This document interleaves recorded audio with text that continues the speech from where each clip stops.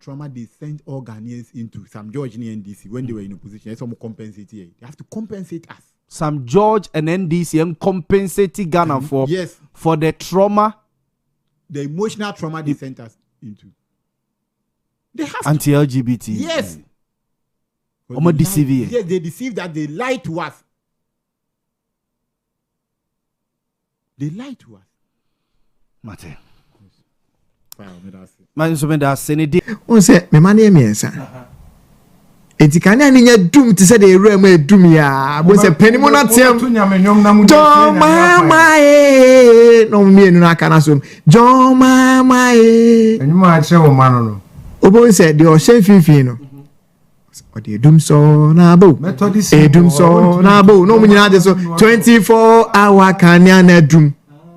So what I say? John mama e. John mama e.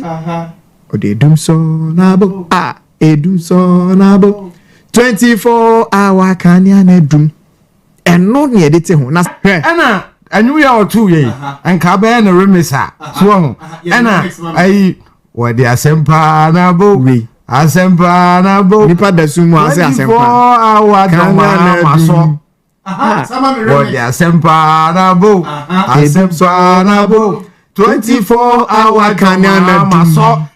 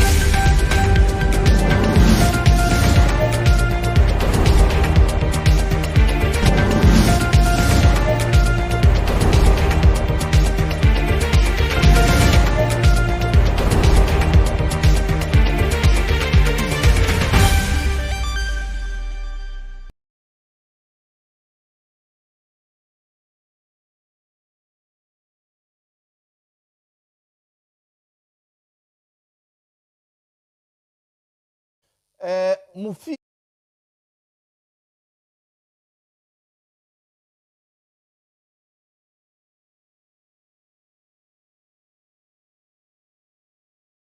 Precise 105.9 FM. Precise 105.9 FM. And Owia television. So yeah, live our digital platforms. So digital platform ningina yeah live also. And a satellite na ya na my friend say Montie TV no Owia TV so live also. Enti baby abefe bia no ushia Owia TV. Na we bia so no ewia ni PSA ye de Montie adwumadi abro ya tena nkwankwa anu na se ya tena dua na se ya tena apata na se nya fa dwene de afa Ghana. Owia no me ensa de kosi no nsia bia wo Owia television so and afi Precise 105.9 FM so and yes also streaming where your social media platforms in so oko Facebook hwehwe Owia TV official Owia TV official ewo eye Facebook ko YouTube a Owia TV official ene Owia TV ye stream yo honom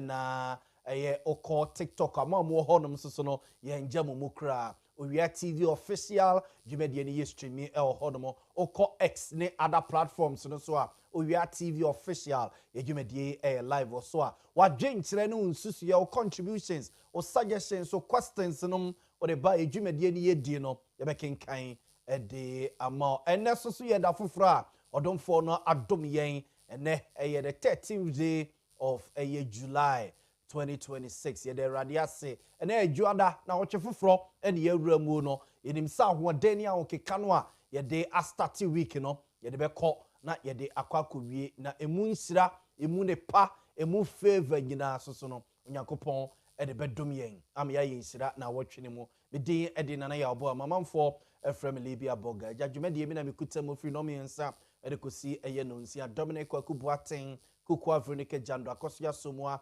ya Grace Simon and technical team ni nyina tayechi ama bebi a wo bia na etimi aba na yaba besomo awiei mame emfa we enhyase emma mame emfa we enhye ase emma awiei so ho mame emfa we sane yisi ehyase bia de bia no sa pepe na eya na ye de bibi kakra so ho ye de ekenya ye ho ye de sie ho nkran ye de finish day no unzi ya na ye kase last days are always dangerous so last minute no ya na bia wa bre ya na bia ho watoba ha kakra ase ufi se enua no but ya na eketwa na edanchire no so no otasetase bia eboa opa nti awie de ye de kenya ye ho na ye de finish day no so kakra ni or say life does not always give you what you want but it often gives you what you need to grow. For abrabono emfa de ya na mpempi ope emfa emreo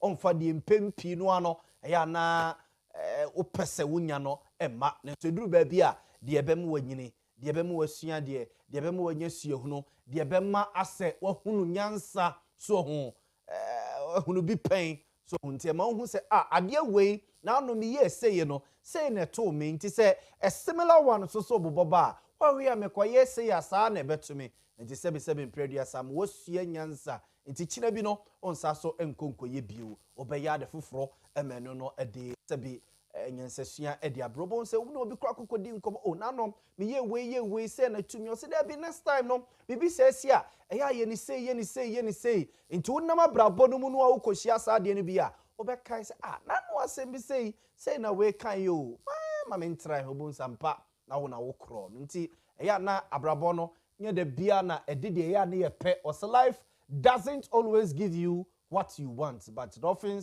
gives you what you need to grow. Ti afa two trims a ebeboa abrabodo de fi ene ofi bam nkita hudie so ho eboa pa ewom na ye de akenya ye ho. Awie gentlemen ebeka me ho ama yafa adwene ewe yedwumadie so enie. Gentlemen a eka me ho awie ama yadwendwene Ghana ho yafa adwene de afa Ghana ho enie. Evangelist Richard Kwame Napra Evangelist Richard Kwame Napra eka the NDC communication team home oka NDC government communication team and oye former NDC parliamentary candidate to Nshaeso constituency and oye a board member of Gold Board Jewelry. Evangelist Richard Kwame Napra ebi obeka ye ho ye betena se ye bedi nkomo ye be fa plans ye beto ato adwene de afa eye Ghana ho sa so na Abraham Champon so eka eye the Yellow Army communication team ho oko eye UP party ni mu a for omo student unions omo student groups omo student eye associations no omo efre Yellow Army oba Ashanti regional ono ene commander eda no nti oye the Yellow Army commander ema UP party no ewo Ashanti region. Abraham Champon so ebeka ye ho awie ye betena se ye be fa adwene ye be fa plans de afa Ghana ho ena Kwame Owusu Bampo amanfo friend KOB ebisa for oko elections over the weekend there were ofori kroma batom pesia so and kwame usu bampo a man for a friend kill bi ono and a NPP delegates ato abayi no say onye ofori krom constituency communications officer onye ofori krom constituency communications officer kwame usu bampo KOB so ebe join ye wie o ka the MPP communication team ebe fa adwene ebe fa plans e wo dwumadi so na ya hwese ye man no ne nkyekireye ene ne nkanko ye de ebe gina sene ye si peno ene sene ye adwene se ye beko akwakoduro enti be guest wie a gentleman me and say Evangelist Richard Kwame Napra Abraham Echampong and KOB Kwame Usubampo omo ena e kame ho wie na ya fa adwene ewo edwumadi so awie ye be spend the time kakra ewo ye board so na fi ye di eye amanyosem ho nkomo kakra ye be spend the time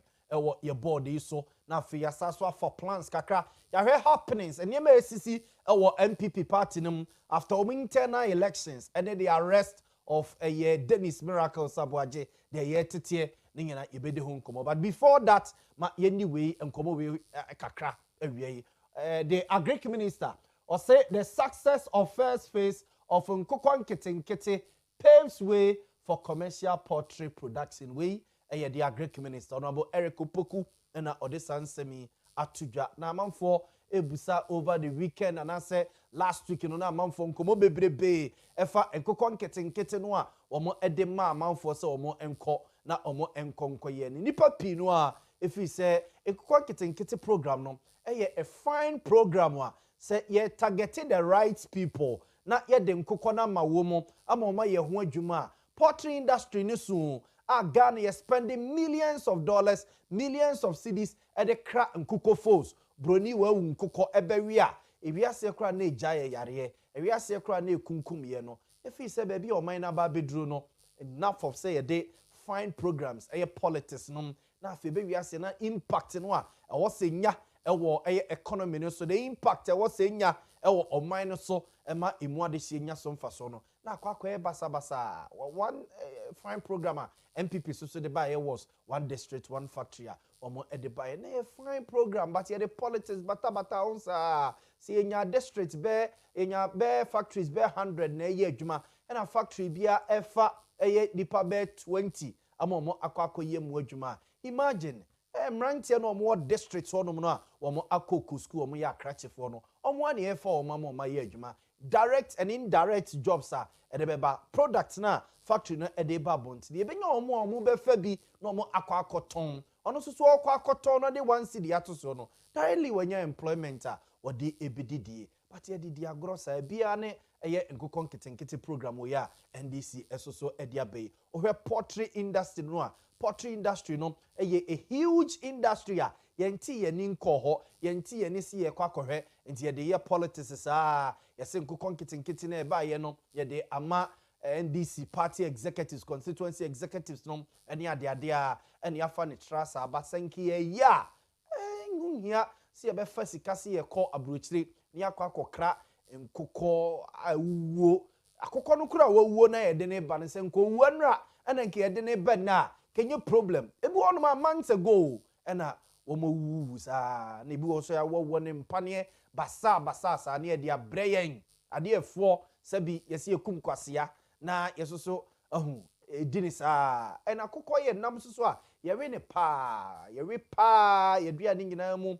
chese akokọ ye number ko a edi ehim because if he say ne affordability as compared to others no we know eya ne sa nti o ye baby e wose yeti ani na ye hwe ne ye enti agric minister nsam odi atugani say the first phase no mo de nkokọ no ma party for e mo koye ya ye tese ebi kura chese wo ma wi ni nyina manasa no ne ade no ene o chese the success of it no omo e ba be target commercial poultry production titru ene ye papa Boris B num ene ade also omo de ma wo mo omo ene poultry farmers over the years omo spend omo time omo bibia ye papa Dako farms num Akate farms num ne Mfum farms omo na ye adwuma we over the years our experience our hunsu ye hunu wo de nkokọ 1000 manua we de mkwan obefa so obeda no a eso beba mfa so nya me ya Yaw Boamah obrem nkokọ be 5 ne se menye wo mu me fie eda se bo amere eda se bo akokɔ da nyini na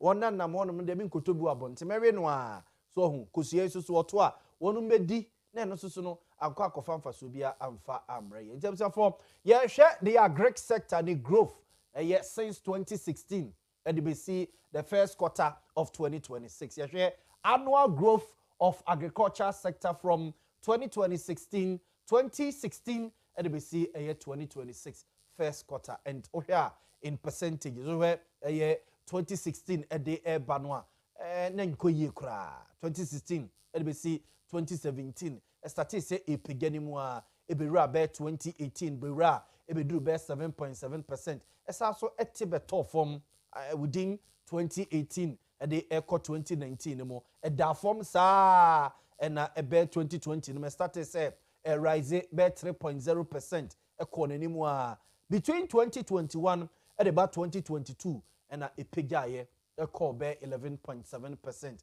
If you want more basis no atitia to form sa into where the first quarter of a year 2026 a year bear 4.0%.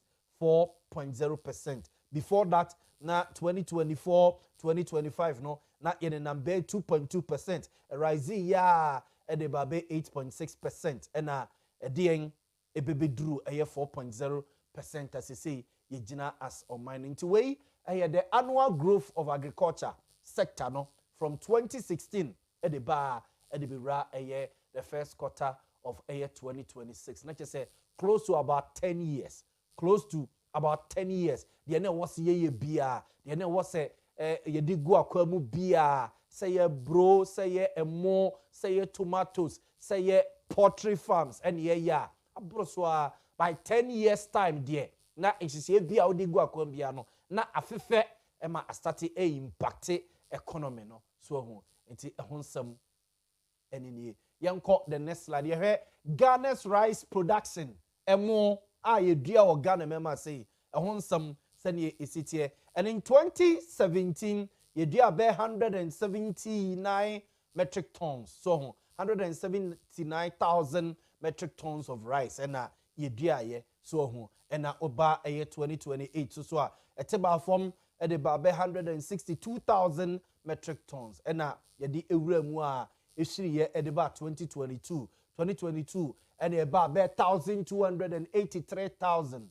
So 1,283 in 2022. 2023 about 1,324 and yedibera tefu onomo a rise ye no na nkerim se nke beto aso akosoro se ya but I started so etete de bafom I started etete de bafom ni nyina akwakoye sememe ye obi ameduamo se say Ghana member say open one of the largest producers and I say rice growers so more Ghana member say you say the health minister honorable Kwabena Minta Kando eka ho omo yekua so muduamo de duduom in larger quantities say otuamo che say asasi yantam honorable Kwabena Minta Kando say hwaboso member of parliament or the current health minister for okaho it is a ononu duamo no na se meduamo no na emo na nyini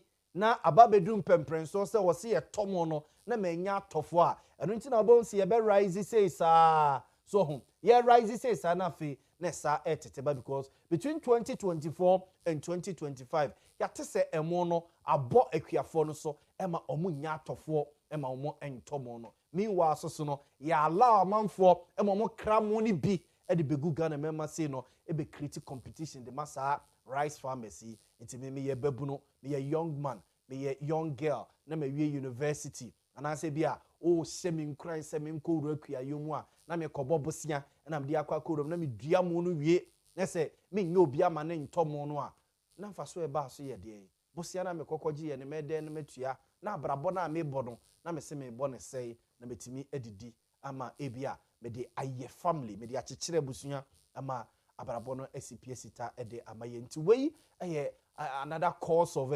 problems agric sector no FM observe for or say Ghana's rice production capacity versus domestic demand. Iti say na ohwe say the make say ye makwan ma manfo kra mu ni bi begu Ghana mema say omo ekra bi ba and omo de ba so a ene nam ntokro ni mantua nti duty nom ene chese enieme wose fam abai kra no enieme wose fam no nya so mfaso no ya na fa backdoor ni ntokro na bewura oman ni mu enu nti ebasa na ono no kuani no ose na da age se ne mre kopa ebosia so de kwa kodua mo ameso abamfaso ede ama oman no na ya tode de ne fofofu do ba bi ono kra bono so emo no a de che obun sa fo no mom na de tata manfo mateso me ma bi aboka o mateso just wa mtoso so obuada that is the only source of livelihood what you say it's ene ye compare e mododo a yedua ne Ghana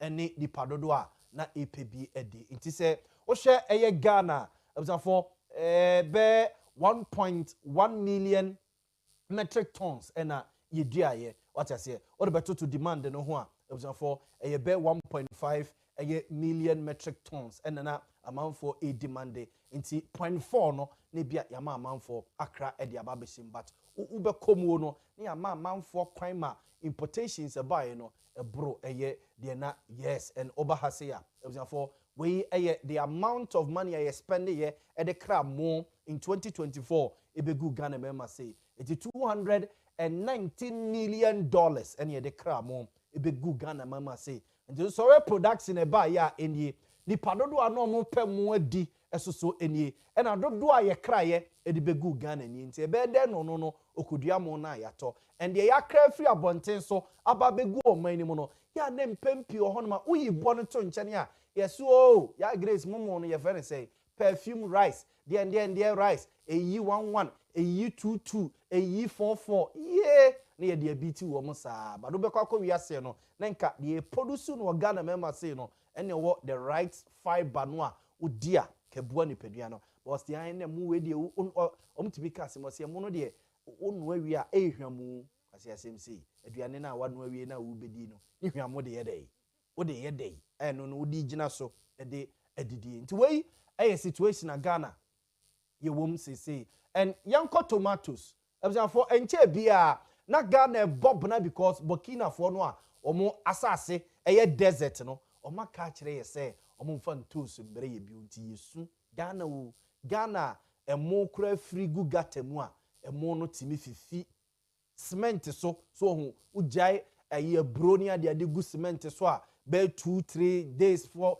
na astati adan efifi sa Ghana no ese obi se ombre ye tomatoes bio nti sa Ghana no emu nkrofo osu oh my Ghana for Ghana's tomatoes production in metric tons in 2017 then 40,000 metric tons in 2020 in 2018 yako 142,000 metric tons ipega pa ena in 2020 ena yako 468,000 metric tons ena over 2023 intenu de nyamia dumara ya rise from 2017 and ya peja ba e de ababedu this point now 2024 no a start here etitical form 2024 a started say etitical form gods or compare 2023 ya call 541,000 metric tons so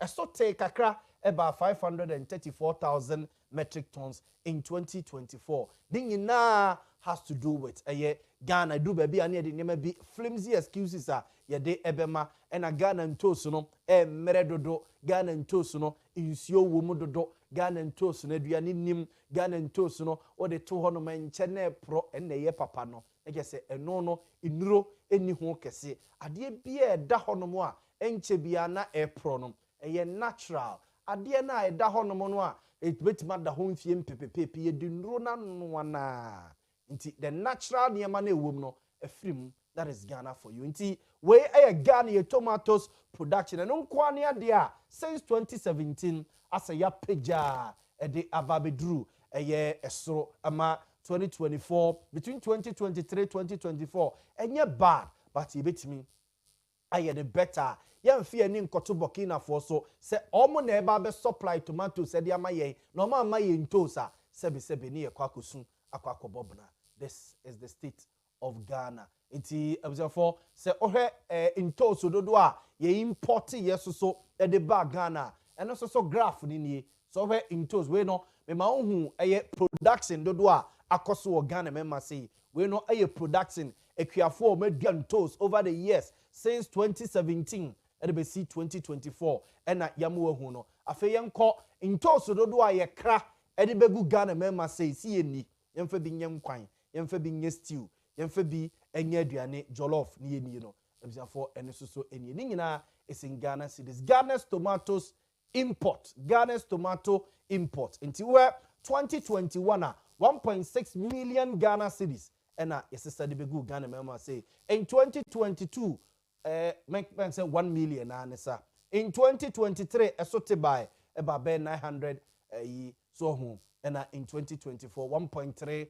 million. Gradually and also so since 2021 no so etete the form because your production so no pegenimu what you say your production no pegenimu Ghana member say there ade ye ni je ho pa ye fresh tomatoes so say ma no omo hia fresh tomatoes no ye ya no a blend it so ho utubi kura twi bi na de di banku utwi bi na de di dokono utwi bi kura tumi di wampesie binom ene ade a anwamo ne meko ni ntosi ni ade omo di tomatoes ena nti tomatoes there ya na omo pen very fresh ya grace nhwehwe ne mu na ode ato TV so oh we so di akono fresh one pa fe ena that screen so kama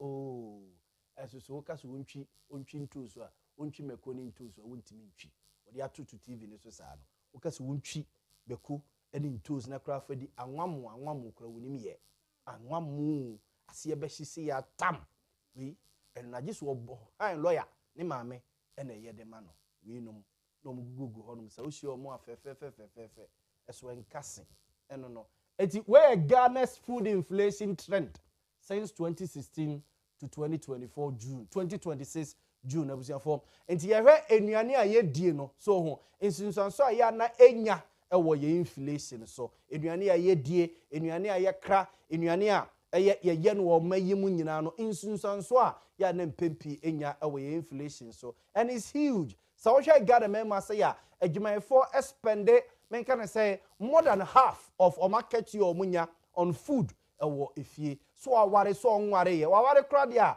like say men can say disaster edema onini fie nyasem ketwa huge disaster edema omo onware ya na ejebeye so basa na polythene bag na ehuna mane ye ya no achechire ya no achechire ba nyina soso no aduane so tiase obi na ye se ye dokono no kokoto yo se ye banku se ye rice se ye ade a aduane a eno soso no otisika no de akwakoto nyina enya nsunsanso because obetisika de bi de afiri obosumi akatu a ye de ema wo ne mu no na wo de akwakoto toto se anuane no and aduane boye de amekai se 2024 no ne complaini a ball of kenke ne bo se ne city ne bi kra complaini sai ye se kenke ne kro ma jai 5 cities ma no mo ton dokono no enkran dokono no ma menka ne sa nye fanti kenke ne kra no eze minim se ne omusi bo no ya grace say fanti kenke ne ze ba ko 2 cities and 5 and 7 and 10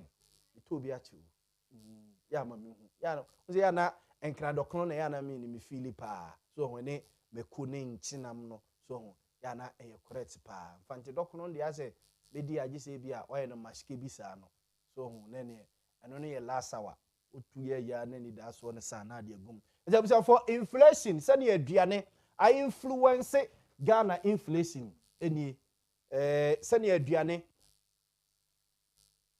eni so hu enti in 2016 na aduane nko ama ye inflation no ekokogina aduane nko a unse ya na omoma non food so ho any transport Ghana Statistical Service impeding for no some inflation no e won hye no mo de ba oma hu se e ba ne transport no ne ade a ho ensem eni e na ba ne food so a e ho ensem ni e na ba ne fuel nom ene oil ho ne ma na eno so ho ensem ni nti so 2016 a for ye ne mu a ena yedi ebewra between 2022 and 2023 there for na chese na Ghana for say ni ewu because any niema bosi rise ye no na no dey na no so esipa 2022 food inflation kwa ekobe 30.7%. 2022 food inflation aduane a wokoto di ye emo na wokoto sifie anwana wokoto ye chese bibi ntoso a wokoto eje na wokoto begu fie somebody ye aduane no for a whole inflation ne bo the rate at which na aduane bo esi kosoro in 2022 was 30.7% and over 2023 54.2% and a jinsamo and a ja yekute mu atete ye dia ba asat eye June 2026 no na eye 3.9%. Into way eye baby ayaba beduru as on my yentie the agric minister honorable Eric Opoku nsema odi tudwa na yemetwa so na afi yenko eye politics mo kakra NPP nsem ene Dennis Miracles Abuaje na arrest ene ho nsem aba yentie honorable agric minister. You know, as part of the Nkukon Kitinkiti project, and that's why I indicated earlier on that I think the name is misleading a lot of people. They think that the Nkukon Kitinkiti is just about the household one that we are executing now. The name entails a lot. Under the project, we are also constructing a modern poultry processing center. The one in Bichim. The one in Bichim. Okay. We did the salt cutting, and the construction is underway. In fact, the contractor and the technical people have reported to us that all things being equal, in the early months of next year, they will be able to complete the project for us. And let me give you the details of what is going to happen in Bichim. It is not just a poultry processing facility. That's why we call it a center. We are going to have the processing plants. In fact, 2 lines, one dedicated to layers and one for broilers, with a capacity to process 3,000 birds per hour. And then we are going to have cold rooms. We'll do the packaging and everything and refrigeration there. And then we are also building a hatchery. Because when the factory is in operation, looking at the volumes of birds they require for processing, they need to support outgrowers to produce so that they can offtake. And from the hatchery, they will be distributing a day-old chicks to registered farmers who will produce to feed the factory. And then we also have a feed mill. Because once you have a hatchery, there's the need for you to also produce feed. And so we are also going to do that. Once you are going to produce feed, you need a silo to be able to store the grains for processing. And then apart from that, we are also bringing in a machine that is very, very important to changing the story in the poultry space. And we call it the rendering machine. That machine will process all the unwanted parts of the poultry, including the feathers, into dog feed, into fish feed, and fertilizers for distribution to the farmers. Don't forget, once you have a feed mill, you will need maize, you will need soya, and you have to invest in making people producing.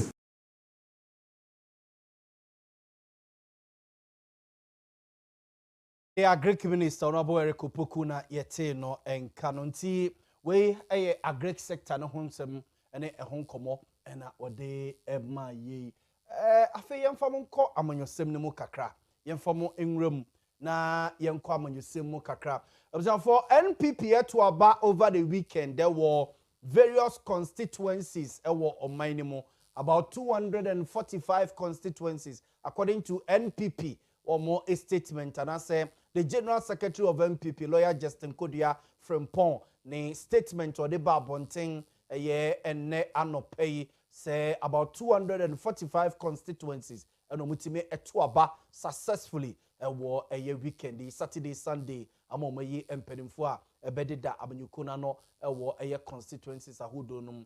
Mube ze 24 so ya grace bet me ama mi statement na ya kind ye others we also saw a court issues e ho a omo hwe normal resolve but the latest update and say sa statement na the General Secretary of NPP e de ba ye no the yet ne say okwa constituency bi te se Efija Sechere East baby a okatachi afrifa issues eba ya womo ekontokwa ema ye tete ne so okatachi afrifa kra no epraye ema ye no mu kase ye so omo rase no e de naba konfonochi aba ya sabiama doctor for ahwene because omo hwe ni injuries or sustaining ye no a aye very critical also omo rase no e de ne ba konfonochi teaching hospital ma doctors ehwene yete so omo di kan e de ne kwa Asante Mampong government hospital doctors no eye bia no ma transfer no say omo emfa no emra eye konfanoche aban ayaresabia na omo enhwe de ye tie ene say party no ese Efija Sechere East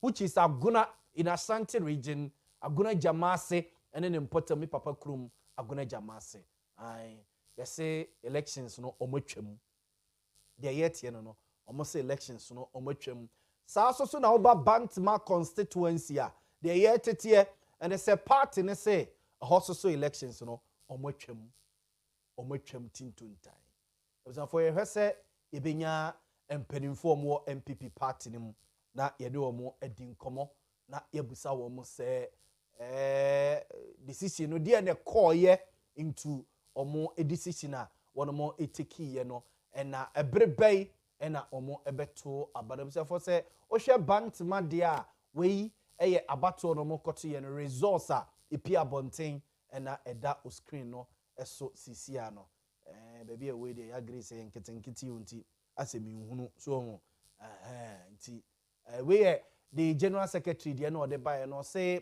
out of the 276 constituencies elections were successfully and peacefully conducted in 245 constituencies representing 88.7% success rate. The remaining constituencies are as follows.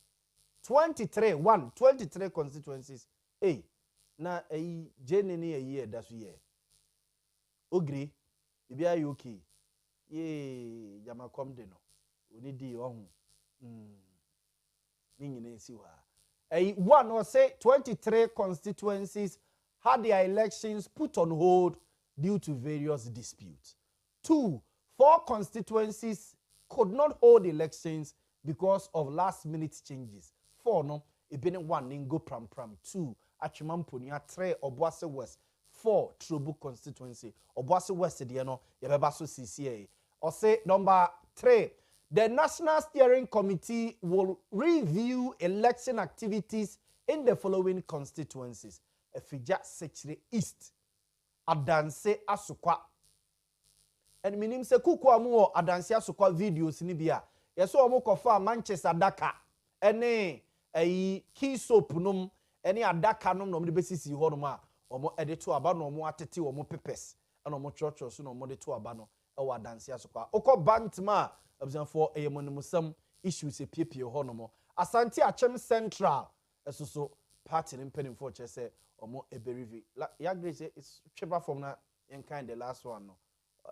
Or say the National Secretariat remains committed to resolving all outstanding issues and ensuring the successful completion of the electoral process. We extend our sincere appreciation to all patriots for their commitment, discipline, and support which contributed to the successful conduct of these elections. We, the General Secretary of MPP, Lawyer Justine Kudia Frimpong, and Odenensa, Eshe Krata Wiase, de Eba Abonting, Ewo Ehonomono.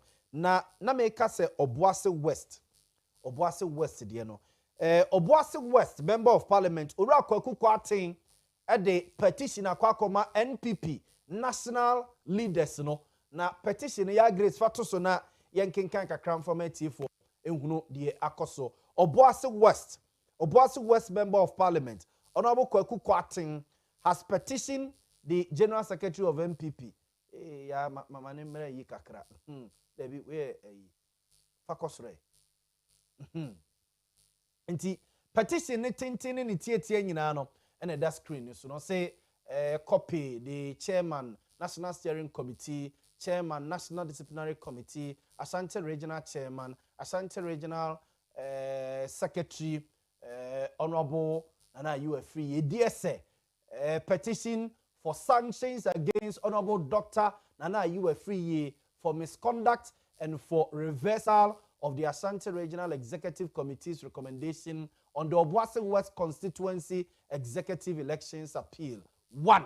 Or say, I write as Member of Parliament for Obuasi West Constituency and as the party's parliamentary candidate and campaign manager for Obuasi West during the 2024 general elections. In these capacities, I lodged a formal complaint of misconduct against Honorable Dr. Nana Ayiwa NP for Figase Asokore constituency and call for the necessary sanctions to be imposed on him under Article 4 of the party's constitution. I also petition against the recommendation of the Ashanti Regional Executive Committee dated 8 July 2026, signed by Stephen Owusu, Ashanti Regional Research and Elections Officer, insofar as it concerns Obuasi West. The petition is submitted under Article 4 of the party's constitution on disciplinary and grievances procedures and under the appeal procedure established for the 2026 constituency elections. Okay, background. Or say the Constituency Appeals Committee decided this matter by a majority decision with Honorable Ben Kwache Adiefe Esquire and Shadrach Obeng Yebua Esquire forming the majority and Kwame Adoma Pia Esquire dissenting. The majority upheld the disqualification of Kofi Owusu-Ansah, aspiring youth organizer, Joseph Kwabena Bonsu, aspiring second vice chairman, Kofi Apienin Eni, aspiring first vice chairman, but held that this position will change if the party could show that Kofi Apienin's independent candidature and its support by Kofi Owusu-Ansah and Joseph Kwabena Bonsu resulted from party's decision.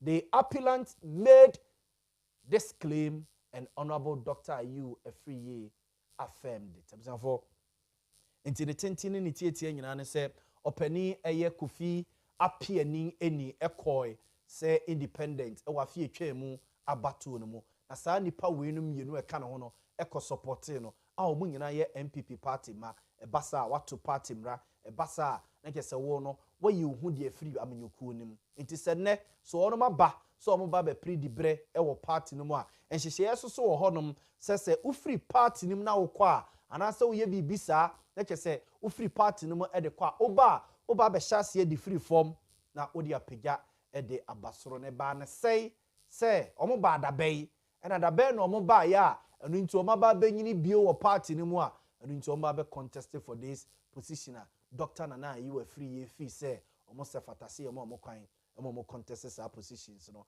nti honorable Kwaku Kwatin NP for Obuasi West na this petition we akose party no and discipline sa empenifui miensa ewo ehonomo na Dr. Nana Ayiwa so na so twi bi ehonomo a wonum emfama no ewo ehonomo nti we eye de course so eno no nanki ewe se yebenya ida the general secretary of MPP lawyer Justin Kodie Frimpong and now say the acting national chairman of MPP chairman Bute na yebusa wo mo say sa efija sechere east abato no mo so o matwam bantma de no mo so o matwam no decisions bay hwan de na call mu a eno nti o mo so o matake sa decision na de na see ya na any kwan sa abato no koso a o mo ma abato no eba so nti a party no etwa eye abato no mu yehwe se yebenya na ya connect yentie we mu emra.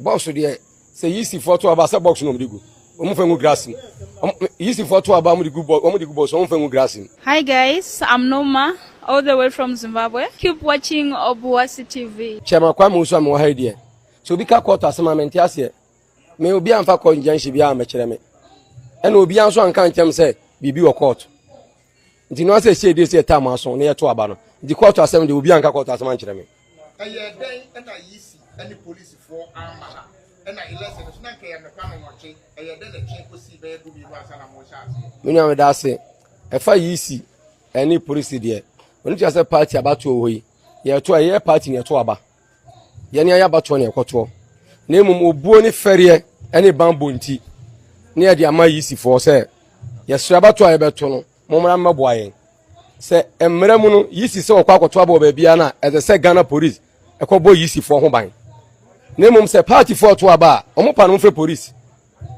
because ye busuan ba kwa ekoto aba se basabasa beba de obia mum enwe se basabasa beba na emum se yisi by there ene se official police for bebo yisi for ho ban nti na abato atu ye party for na no ene ye hwe mo se mo ba mo se obi ho achi ana mo ti ye bi o ba bi party for na nyina ye nim ye ho na tia we ye constituency chairman we ye constituency executive ye beto aba emre mu no enye wo na obeyi obi o mehwe se beto kwaku kwate ne adansia sokwa ne ehon sensem eno na fei yemfam nko Dennis Miracles aboaje ne sensem no eho na ebeto odwa se yoko fo ache no ewo Accra International Airport ebi kire se na otu kwan ebi tutu kire se no watu kwan a wabeduru Accra International Airport ntosi fom no a na kire se omo do ano a se ene mo ka se owo yoko fo akache na yoko fo the statement about bonten zafo yoko the statement about bonten a omo kire niema bone kra Dennis Miracles aboaje say from enra omo che no de besi enei no na obi ebusa de en waye de bone no waye de bone no waye sa na na manfo ebusa and yoko the krata ababonten a womo ekire se bone a ora Dennis Miracles aboaje waye ni o say arrest of Dennis Aboaje aka Miracles and Gerald appear in respect of 55 million Ghana cedis investigations into the Inter-Ministerial Coordinating Committee on Decentralization. Or say the Economic and Organized Crime Office wishes to inform the general public that it has arrested Dennis Edward Aboaje, former Executive Secretary of the Inter-Ministerial Coordinating Committee on Decentralization, in connection with ongoing investigations into alleged financial and procurement-related irregularities at the Secretariat. The arrest follows intensive investigations commenced by Yoko after receiving a petition from the current Executive Secretary requesting further investigation into a forensic audit conducted into the affairs of the Secretariat covering a period of 1st August 2022 to 2nd February 2025. The investigations, which commenced last year following an initial forensic audit by the IMD, and the subsequent petition concerned the suspected misappropriation, misapplication, diversion, and theft of public funds amounting to about 55 million Ghana cedis. The former Executive Secretary of the Interministerial Committee, Mr. Dennis Aboaje, aka Miracles, the former accountant of the Interministerial Coordinating Committee, Mr. Gerald Appiah, and others are under investigation for suspected offenses, including conspiracy to stealing, using public office for profit, causing financial loss to the state, dissipation of public funds, defrauding by false pretense, and money laundering. Therefore, we attending in the TTA United. Dennis Miracles Aboaje, chia omachino no.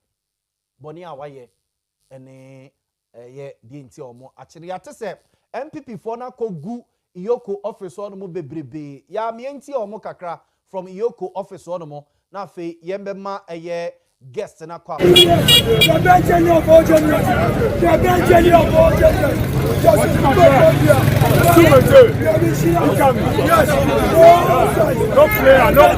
player. Allez, vous poussez Kaka. Il can be fair. No player.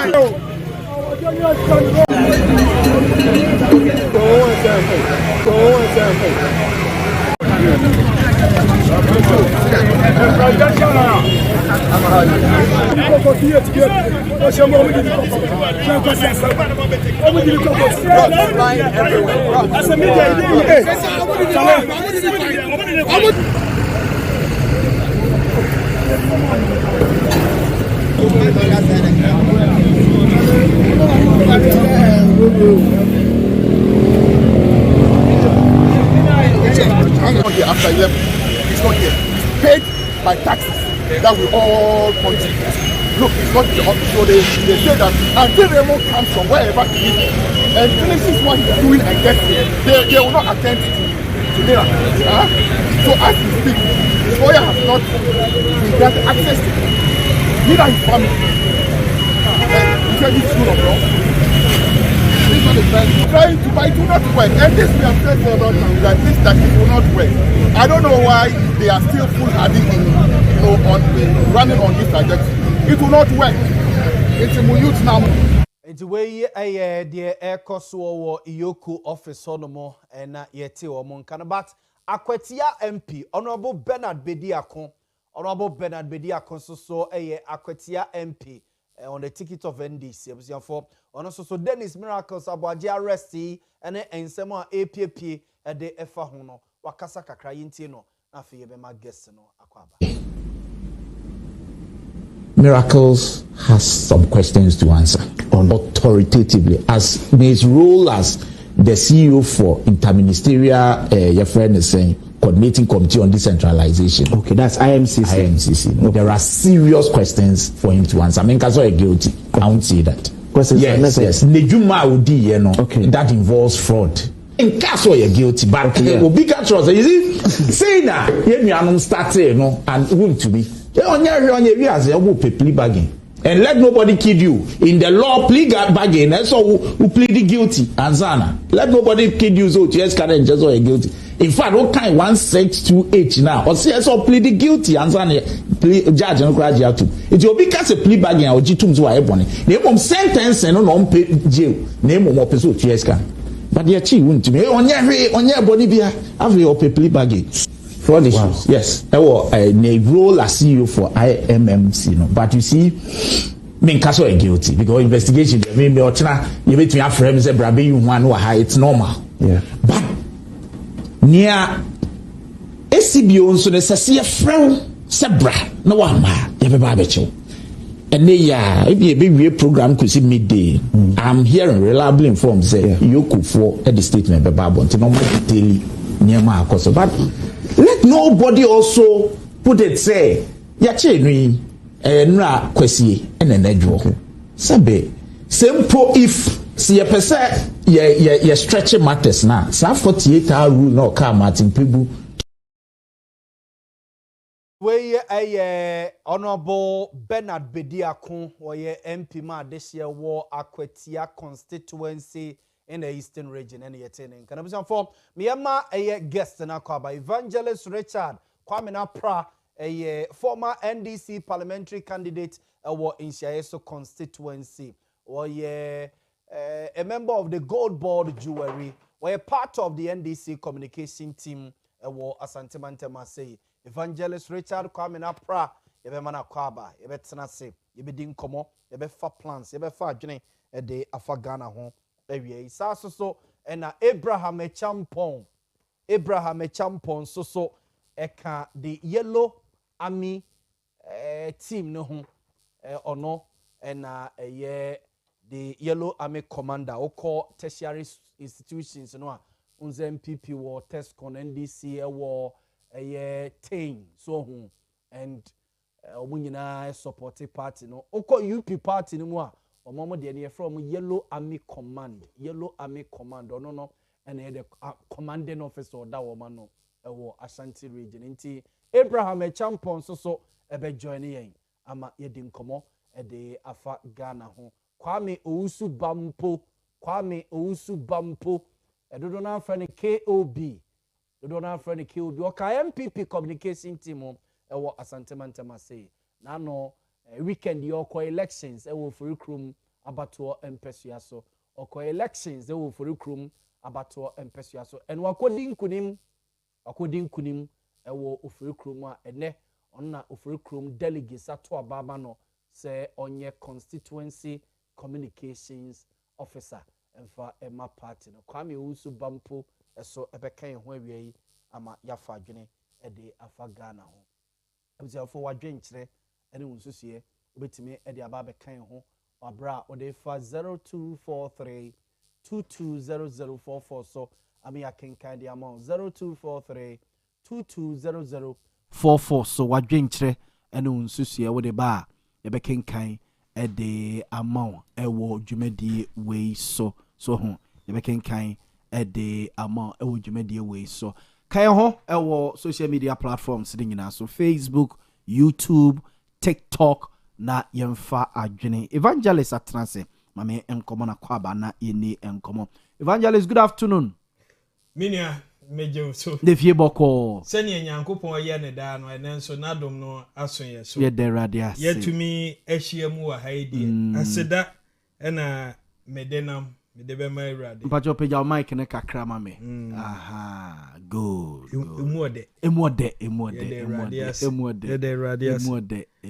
enti ewia idie memfa inchi asronko ema omo agibre hwe Owia TV na membo mo abaso na mebisa madam Somua se munyanko DSTV so because you are doing well and I'm not a prophet. Yes. That you must be on that platform. Sure. You're already everywhere. Sure. And we are politics, you know. Other platforms, ye be there. But more the dance. Yeah, that's me pese dodoona be hunu. And be joining. Yeah, that's it. Into Proverbs 11 verse 11. By the blessing of the upright, a city is exalted. But by the mouth of the wicked, it is overthrown. Nyame asem ese se otene ni no enya nshira na oye nshira oman no ana how do you call city krono oman krono enya anigie ekosoro na otirimodenfo de na no ena odebo krono na no they say krono enti wo ade nyina mu no me hye obi biara e na awie ohwe Owia TV say yenye de etene sanse me ye me de ofa kwan paso wo de me fa kwan paso we di we fa ema odo ebetena yen tem na baabi a odo ne tene ne ye wo no nso enkan kɔ ewo ho yantwe yen hu mfiri atirimodin akaka bensem ne sa no man nsɛmɔne ne yɛntwe yɛn ho mfiri ho nyame nhyira wo ɛnɛ nso yaba sure ɛdeɛ na ɛkɔ so wɔ man Ghana mu ɛdeɛ na ɛkɔ so bibia da din bibia yɛ kama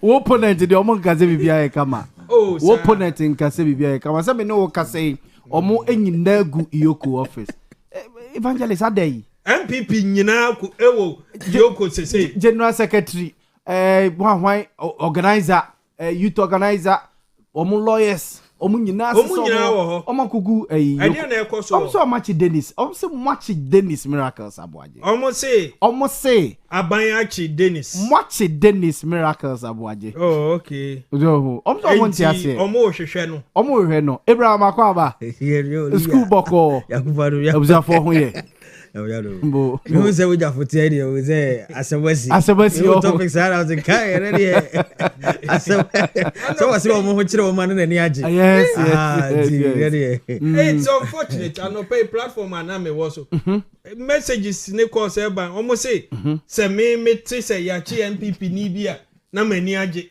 me te say ya chi MPP na me say how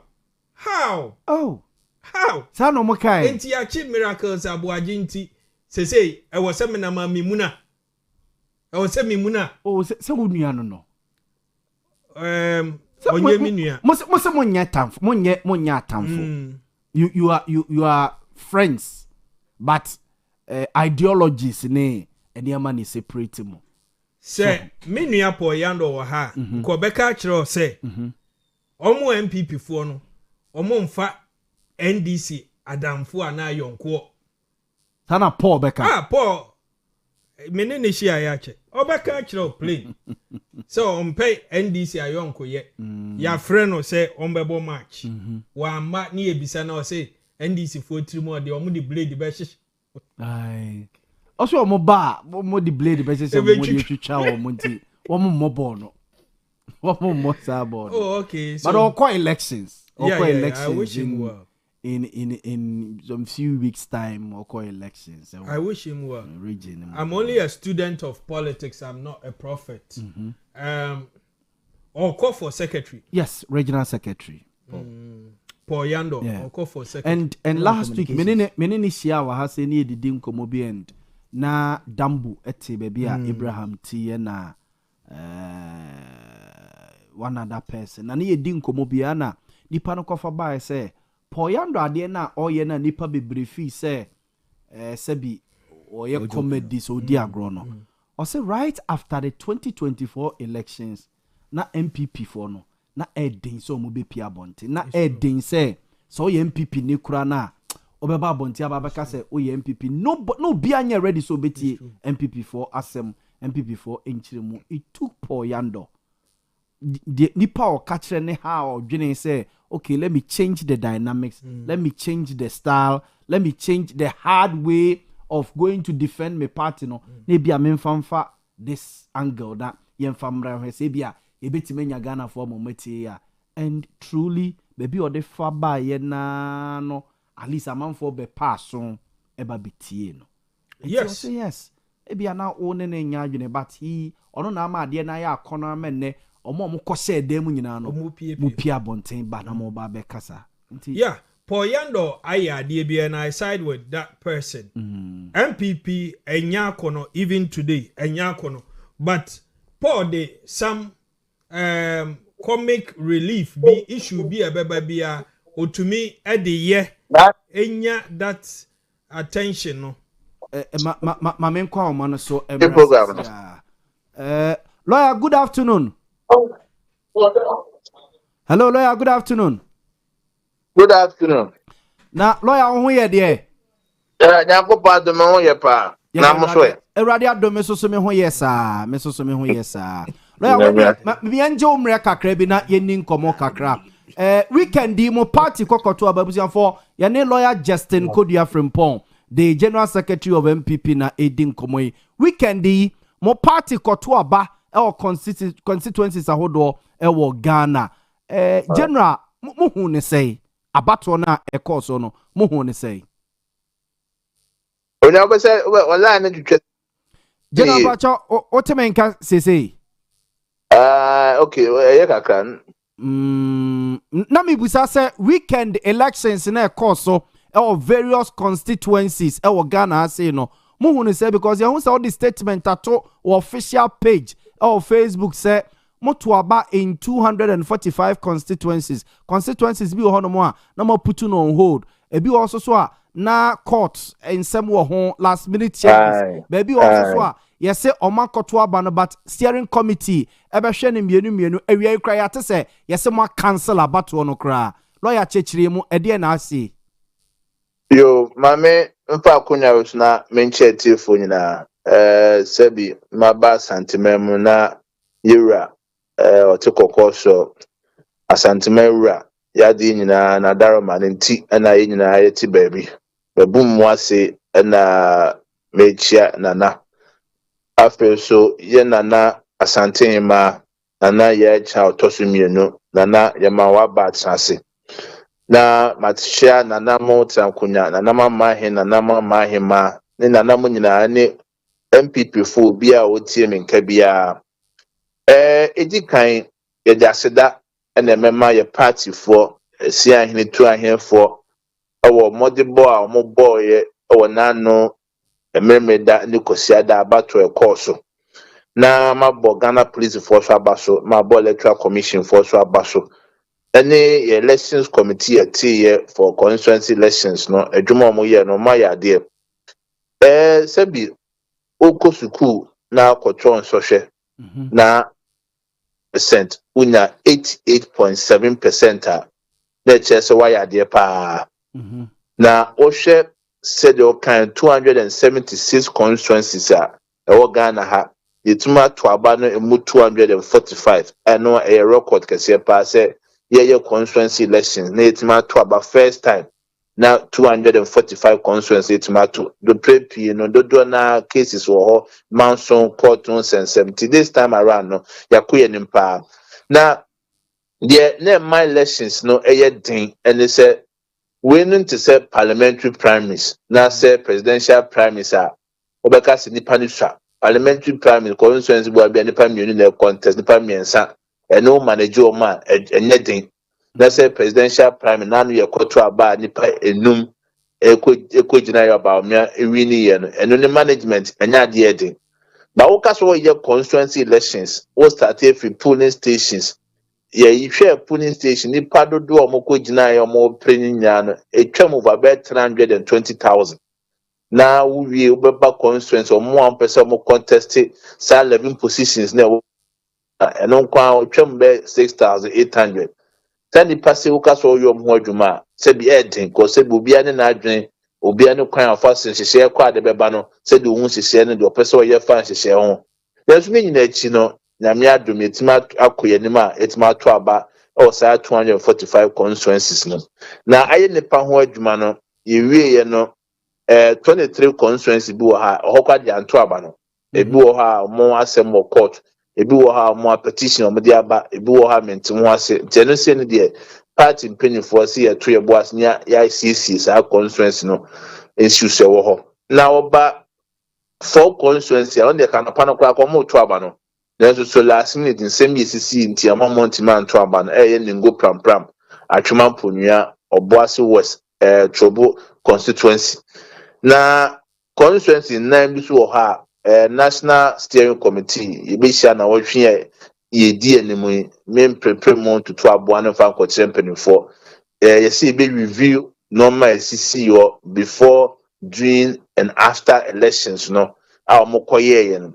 bit to say afija secretary east adanse asokwa bantuma na asante achim central and no the steering committee hia and be sure be the case by case a hon seme wo ho no asana no wasemi pa metimi aka nti by large ne de Mecca say it has been a very extremely successful constituency executive elections the atia kamunya so ye be hwe nya ye ho adwuma lawyer na yate say the acting national chairman of MPP any lawyers ma some of the aspirants say almost survey court notice at the mamo say court injunction eda so e mamo the letters by say massa constituencies no omonto be bi ne afija sechere east bantmanom but abato ekoso enti ateso omo say yetwam nya de ebe ye adwuma e na wo say afena steering committee ekwa akotena se say bi me ye kasama former party no say bi ensema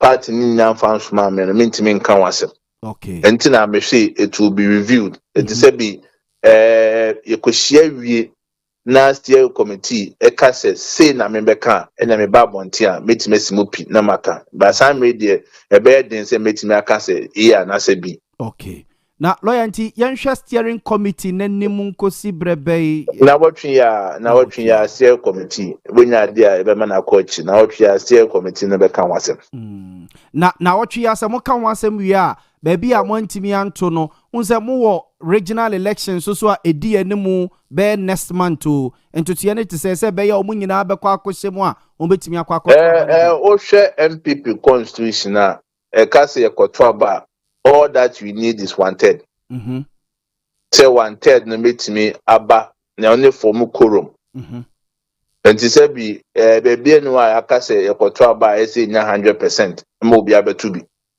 nti yebebo ho modern na de CC na etime CC de sebi asode be wo ha nkofo no so mo wa mentimi CC ne de edu a penifo be che adwene a ye fanfa e wo ho lawyer Dennis Miracles Abuaje Iyokofo ache no say omo the statement aba achre conspiracy to stealing causing financial loss say makoma atom yem because that's a tenora statement and that page so no na mo chese munim baby or munim boni awaye ne lawyers enya access to him say omo the statement about Montie boni a Dennis Miracles Abuaje aye say makoma atom yem onye boni bia omo na atwo mo kata de about Montie na ka se bi enye politics na ye NDC for them any yoke for da.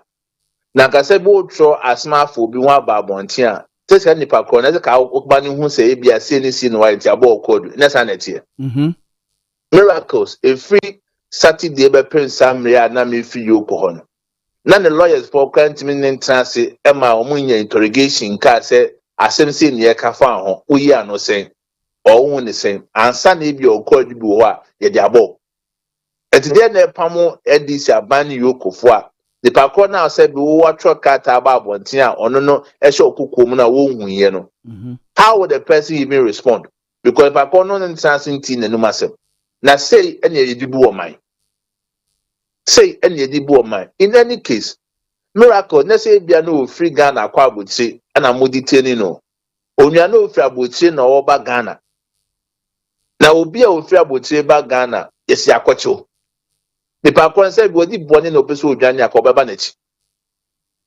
Okwache no memeda enumre na moche no. Say bi memeda enumre na okwache no enya politics na ye moda. Sa memeda enumre no irokofo mo ye adwuma. Moche na memeda mama ne lawyer man ka dia wa ya akire no. Kwasi ada beduru ye mama ne lawyer man ka dia wa ya akire no enne Monday kwa wiye misi mi fro no no mo ma lawyers no kwa ne ntenase emom ye interrogation bia enti question na obi ebusa ne se enti faso bem pa na wo de yoko ira mahama ne ndc fo no omoye se bi nipa no de ben no waye nti a match no from Saturday abepem samre se bi obi anka se obi mburu emra so na se emra edi obi a me nka wasem na so bibi yefe bibi due process Ghana Constitution Article 14(2) eka wasem say ochi obi o arrest no o restrain no na so restrict na say ochi ne pakon putuprimo na de waye na ma ne kwan ma ne nyan lawyer sa me da be pensa me ya onyan lawyer na ma chi no na mo fa no kogina court bia mbo no court bia no enfazo be mpa ne wo so say me nipa no obaso de no court a obi ansi wo kwan otibe to nsa frɛ no ti ye invite wa moaba oba ya o ka asema kyerɛ no ade konta wa invite no o pɛ so charge no fa no ko gina court but continual detention arrest of miracles aboage no sebi politically motivated enya ade a sebi omo pem na bi aye okowie a statement a yoko for the babontin no politics no omo ye abranti a mo kase say wako first kebia odia tunso obe refaniska no. What has that got to do with miracle? Said you was some power manu susumna no. So obi kofa ade osompa. Na said you ya chino no refando. Na china ye kofrɛ o different matter. Etimika se obi akofa ade osompa do so afa ade sa ne ka no. There be. It is ubusa on say side omo ye politics no omo ye. Now I to signal bia to nkofo tins ene obi akowia de osompa nti sa dia sompa fo nyawo ya kronfo sane camera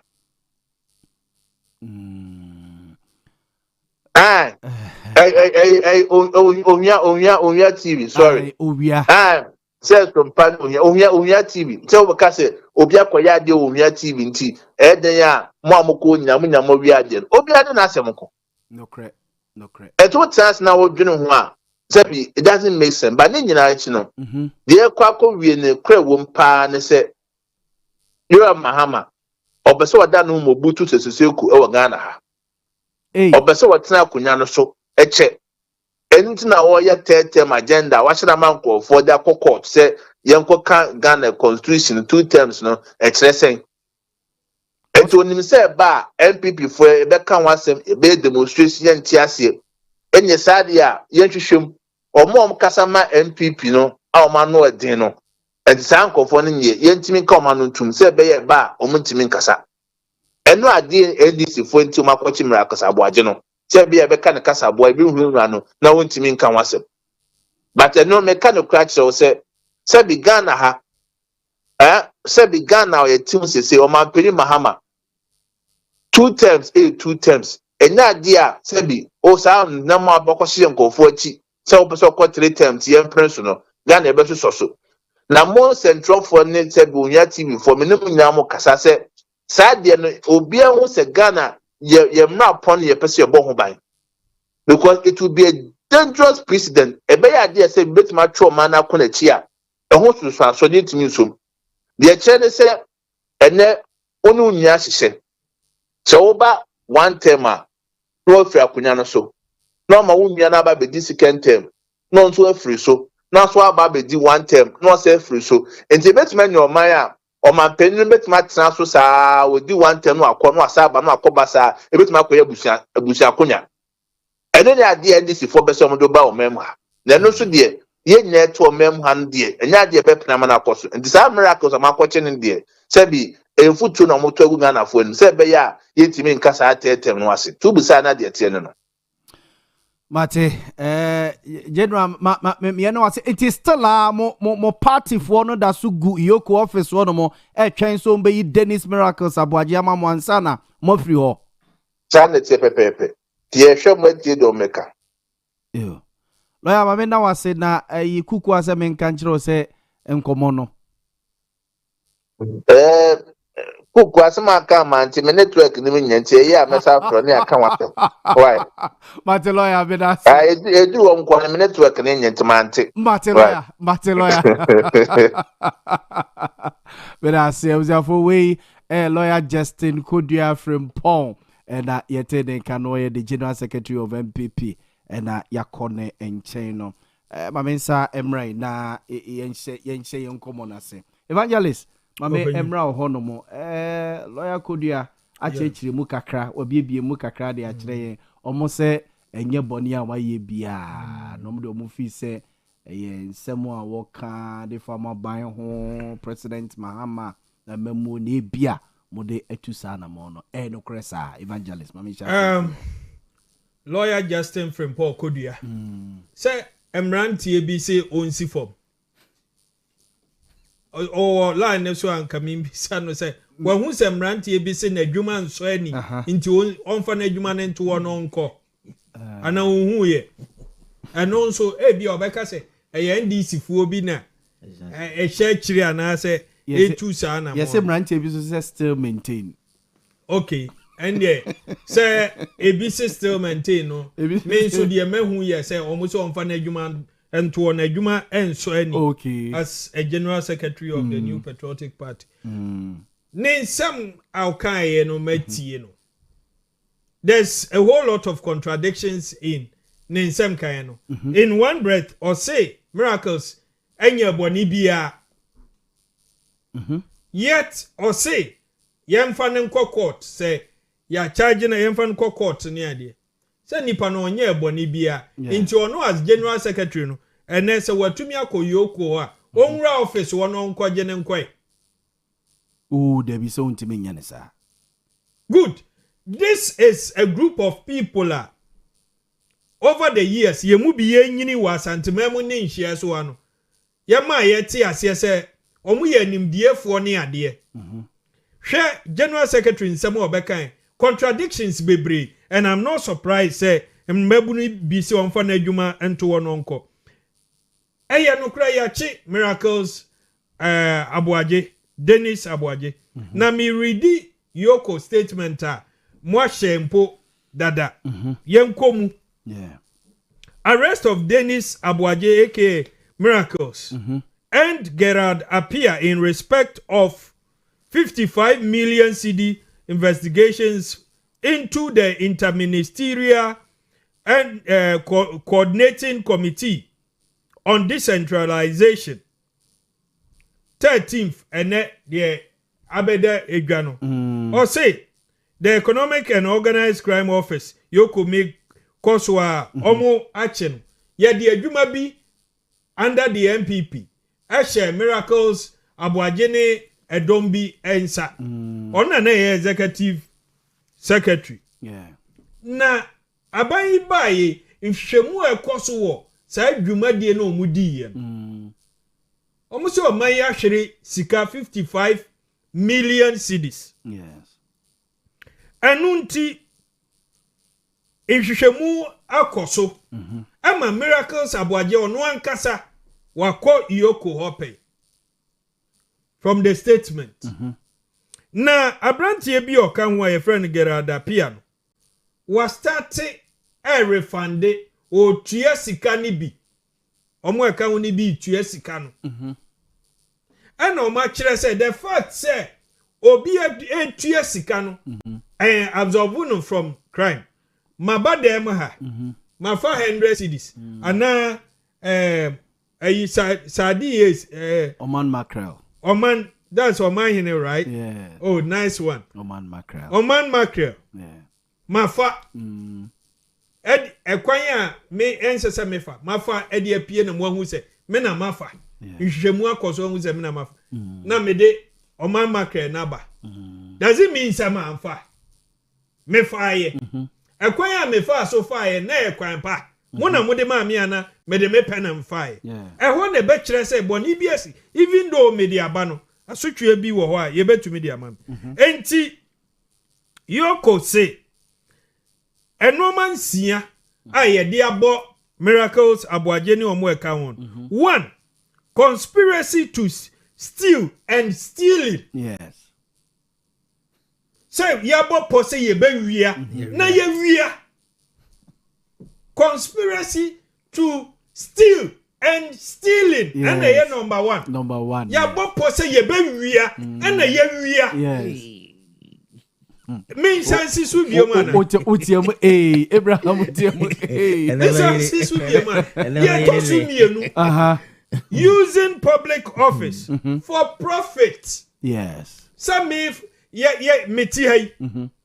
Me a government appointee. Na maye madwen say ba bi o mampanyi John Dramani Mahama de makon. Eye me fa so. Kwan bi a mefa so enya mfa so ne ade na medwen ho. Anu ni mienu no etiamra. De toso miensa. Causing financial loss to the state. Say waye bibi mo minor boka. Adiwe kan ye bodin kire wa. Causing financial loss to the state. President Kofo baaye no. And ye very popular. Ye chichi NDC fo mpanyifo. Even lawyer Chachu Chikata.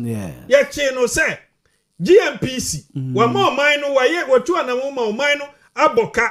Omo de ni tumu. Enti miracles aboaje ne Samuel was so yi ano ye nhwehwemu no ebi ka ho de ade lawyer Chachu Chikata etu mu akire ko san ho no eno ne number 3 no. Number 4 dissipation of public funds. Wama oman sika afa kwan bone so oman na hwere sika no so akwakwa dissipation as a what to apete. Papa you teacher ni. They tosu English teacher. Defrauding by false pretense. False pretense. Say why you wadwen say. Ubebu obi na wonfa wa say wanimu nko ana wa udin enye na wofa kwatikwa bi so. Ebu nipa no in this case ayo man no mabu o man no. Ihwehwemu ukoso but say amanfo bisa ni enti a ya miracles a ni etosu enum no no ya tosu nsia money laundering say sika bi free o man mu ha ko amanone emfa mra kwan so say no man nsia we nyina ye de abo miracles aboaje ubetumi akoso a but ni nyina ko wie sen no say adentina na otega na ha say mo anche no na otu kwan a oba obeduru report na moche na adentia. Good. A very good question. Otio maemu ha no from the statement no. Miracles aboaje onim say ye nhwehwemu. Wako yokompo office pen. Eno na meye news. Okay. Wa ma bonti ameka. Okay. Na nhwehwemu no ma ye duru ba bia. Na wo so moche no. Na omo tro de man say omo hia no wankwa na. Ma miracles aboaje through the lawyers. Okay. And can say. Okay, so that's the second part now of the etos. Following significant new findings. Yes. Last week relating to suspected fraud and theft chrono involving Mr. Dennis Aboaje, who is already aware Onimudada. Say yeah, and has already visited the office on it. Yoko initiated an operational plan to effect his arrest this week. Enti hwehwemu no course no na duru baby a wo so mo chi no to otu kwan. But at the na first one we invite no by. Second one so no my invite no now we say mo chi no. Yeah, hwehwemu. No sika so many abre. O man na ni abre pa yenti ase say o man ye how kase pa ye corruption. Yeah. And this charges are the about miracles aboaji. Sika o man ensese nka obia nanado kai o se o man nya ohia man. Dabi. Nanso amamu oboni nti. Komo de amamu oboni ananado bebu ye no. Sanye President Mahama oba odi amamu opa aba manipa ho ahehan. Yes, amanfo oka sika ni system sika ni ebotom but at least enoma is stable. And then one city na wo ho a wo plania utumi de ye de odi ye. Ye nyama ni mbu so. But ye bedru ho. That is where we are going. Enti obia anda nanado amamu obone no ye de dwumadie bi hye ne nsa asik oman sika yira aye no e wo se ye kye no ya fra waba ye guso ye nhwehwemu unim se ye nhwehwemu aduru ba bi a emu ayede e wo se ye kyew ane ya kyew otu kwan nti oduru airport na na omugye no ko a kosiada wandu fie enti ye nyina nkasa eye nsenda bibi a wo se da ho ma ye nyina amanfo se de na no se den wo president Mahama omo so omo kasa no de asem na be se ne branche we na no den wo president Mahama ho den de galam say omamu nkoye say ni say no onye sure say no so ka ho because if there's this investigations so ne ade a o kasa invite no baako wako ni nyina no behind the scenes money na deal e ba na say na this time there o say e chene ibam yanti ase say so bi kasa na no odi ntini ya chena I don't get menti ase gerada pia onu so din ba mu onu mpo de wa sha ase etua no wan mpo na nim no ya accountant wo good wan na nim no coordinating need the same charges and wa sha ase ekura refund this scam wa sha ase ekura etua wan na nim no na no odi. Nobody knows him. Inti, let's separate the two. And yen one wedding near a woman say, ye nhwehwemu. Ye see where we are on my sika. One more my shiri sika. Would they sika for kwatikwa so akwa manoni and it's an woman. Through your lawyers, go and defend. Go and defend. Get out the podium. I'm sure send the lawyers and so come now. Certainly, or ye. Wajiatum, otia. Chama untumi ya chain some efa Bank you say yoko kwa chain ni ade sa na MPP fo be ye dede munjanu onyahwe anyahwe enne wakose okopacha onu watua sika no nso people ignorantly anybody a chama untumi ade aye oman they were shouting President Mahama is fighting corruption. And he will fight it to the least. Not only former appointees, but Yansumpo and Neyewa Bemun. President Mahama has that record, say, Onua na appointees. Chi bim imayedi omutumu. The ebe yinedi, the ordena no koka $1 million. Krampo ye yinedi. That is President Mahama. Inti yen current appointees, we are aware of the boss we are serving under. Inti Omon trying separate the politics. If an MPP will position, yes, I know my course on inti. And no more opposition. Instead of shouting, you should be happy, sir. Any former appointee or nam kwan boneso man ne mu opposition a party ne nya kono. By now, kamuampo mo samu nyina line. E dia koma appropriate authority say omonchi omo. Instead say they are shouting. Yanko corruption and ayenjai. Ibi say more they diverting attention. Diverting attention from what? From Mahama third term and komono near their Supreme Court ebema ruling near their deno and to divert attention from it.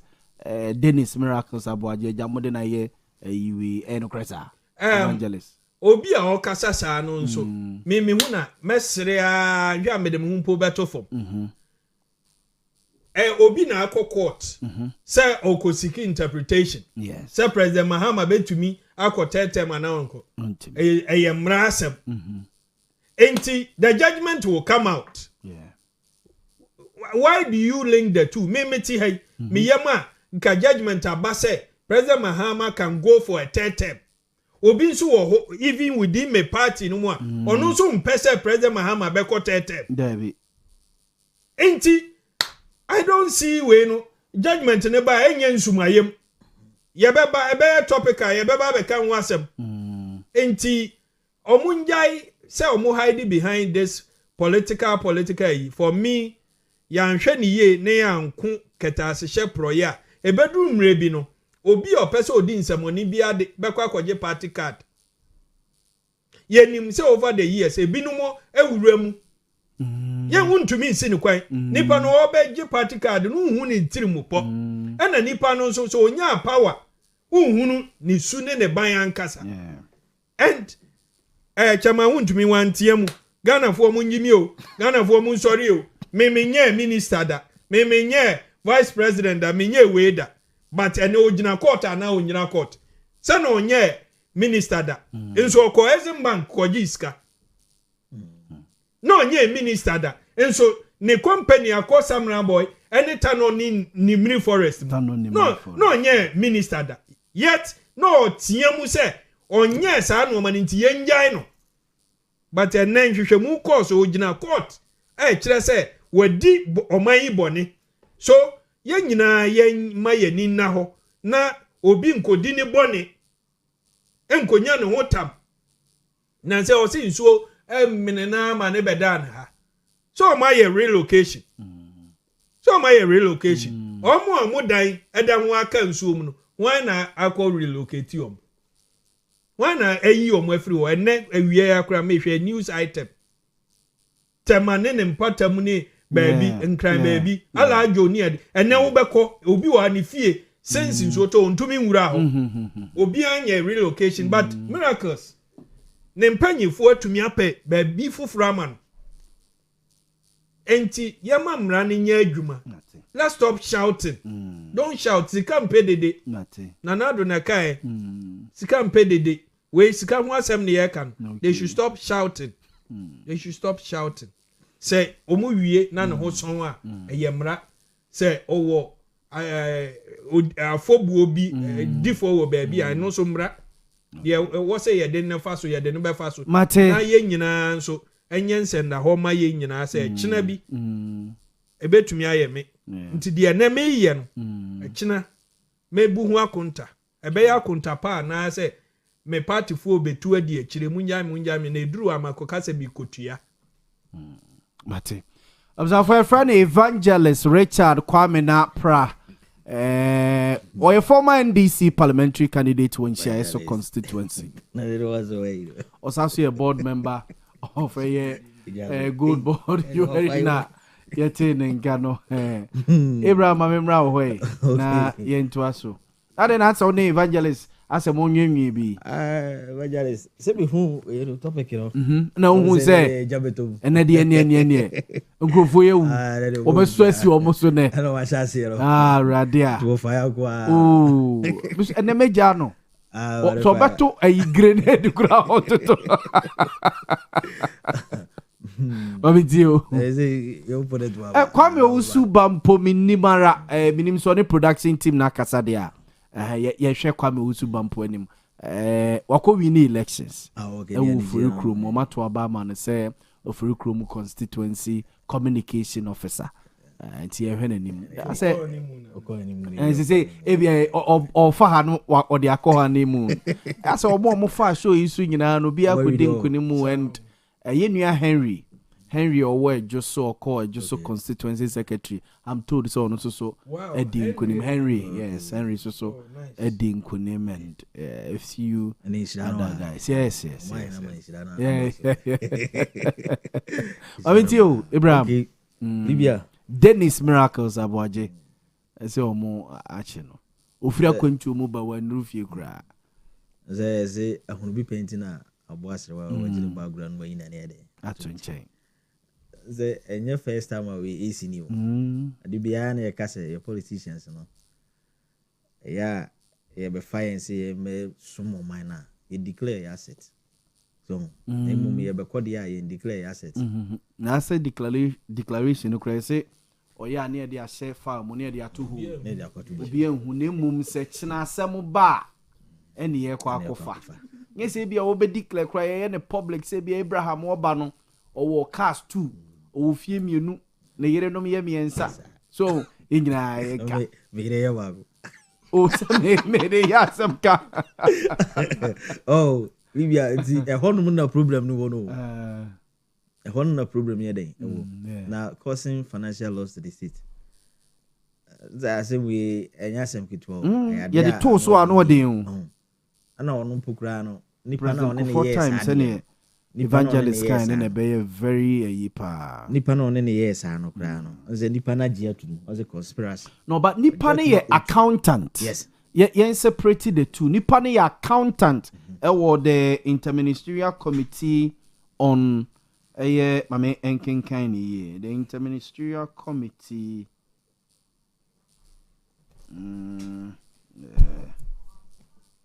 I say like accountant or the interministerial committee on interministerial coordinating committee on decentralization na Gerald on a accountant so and the mere fact is saying koma koso amo no na je atuma otua na Dennis Miracles aboaje de onye ntua and it means two issues altogether. Yes.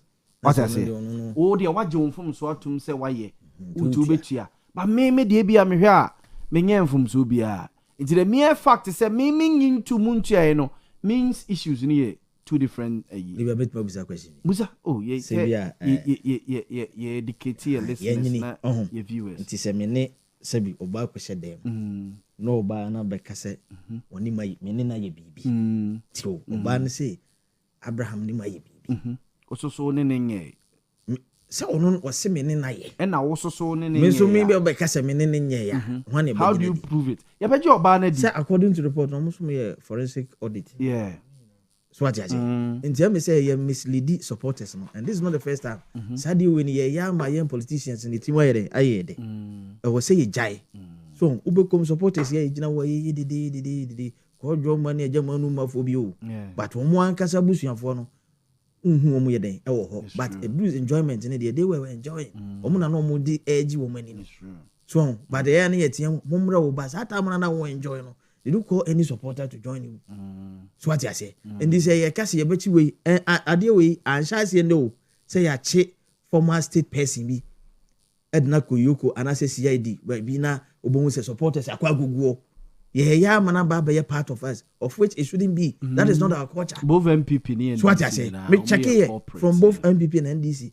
I quite remember say BCA. Some jam from the coy supporters ko ho in the ho omo de coy supporters ko ho so what you say MPP aya na it depend o Abraham it depend o fans ni bebira no mbeba oh it's not about fans it is me we fans that's a me body ya o match man bi de na ko bi ansi wo ko me wa yeah o match am se ni tiri mo den wan fi obi a me money din o man fi go eti no obi a keke no mo chi no mo ko boys no say o mani ate o mo fita eti we dey pesa be ka say o say ye mpanyufo no o mo cheche supporters no so enema bi o say ye nyina ye nim say wo babe sumo man na o say hwehwe won krata wo kwa abubu akonta emi hu say ade a wo be ye no ye nya ho boni bia so ene ye wo finance ministers be bra ebetuma bo omudin dia ka asem but you obi so ho no obo omudin e yachiwade asem bisi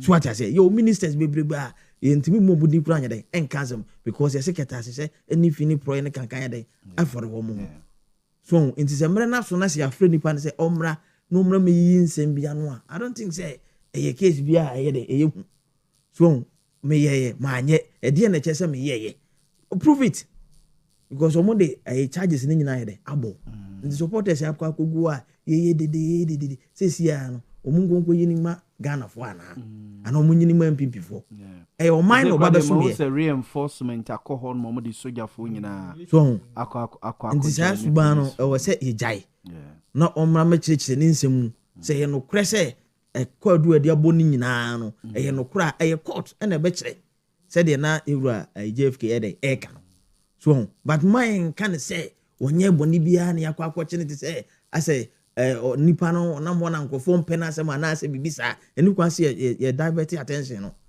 so because almost all my forensic audit ahihwe mo hu say bibi boni bia de akoso into one mra no mechirechire mu. These are some of the things we need to educate our supporters because obo ho akwa gina blindly onim ne nti kura yache nipa no no kro onim ne nti yache no say nkofo ye no so akwa gina obi so nti me say at this time no o si enyambre ne church supporters no enema de nti a ye chi ye nipa we na say na court ne de kire so they say be na omo kwa kopa mana you should rather consult them na mo no mo ka amicably na be man bail na time I so court because when him say you a former minister be right now omo court yes omo court e me ko di wo masem so what you say obi anya den enti na ya na de ye hu he na je say bibi ye den e wo hu but ne ebe frɛ na bɔkɔ e no kure ehian bra no okɔ a enim de den esi wa bra obi anya den enti na de na bi wo hono mu de a na ye ni dede na so ofiri ba bi na eba na yakwache no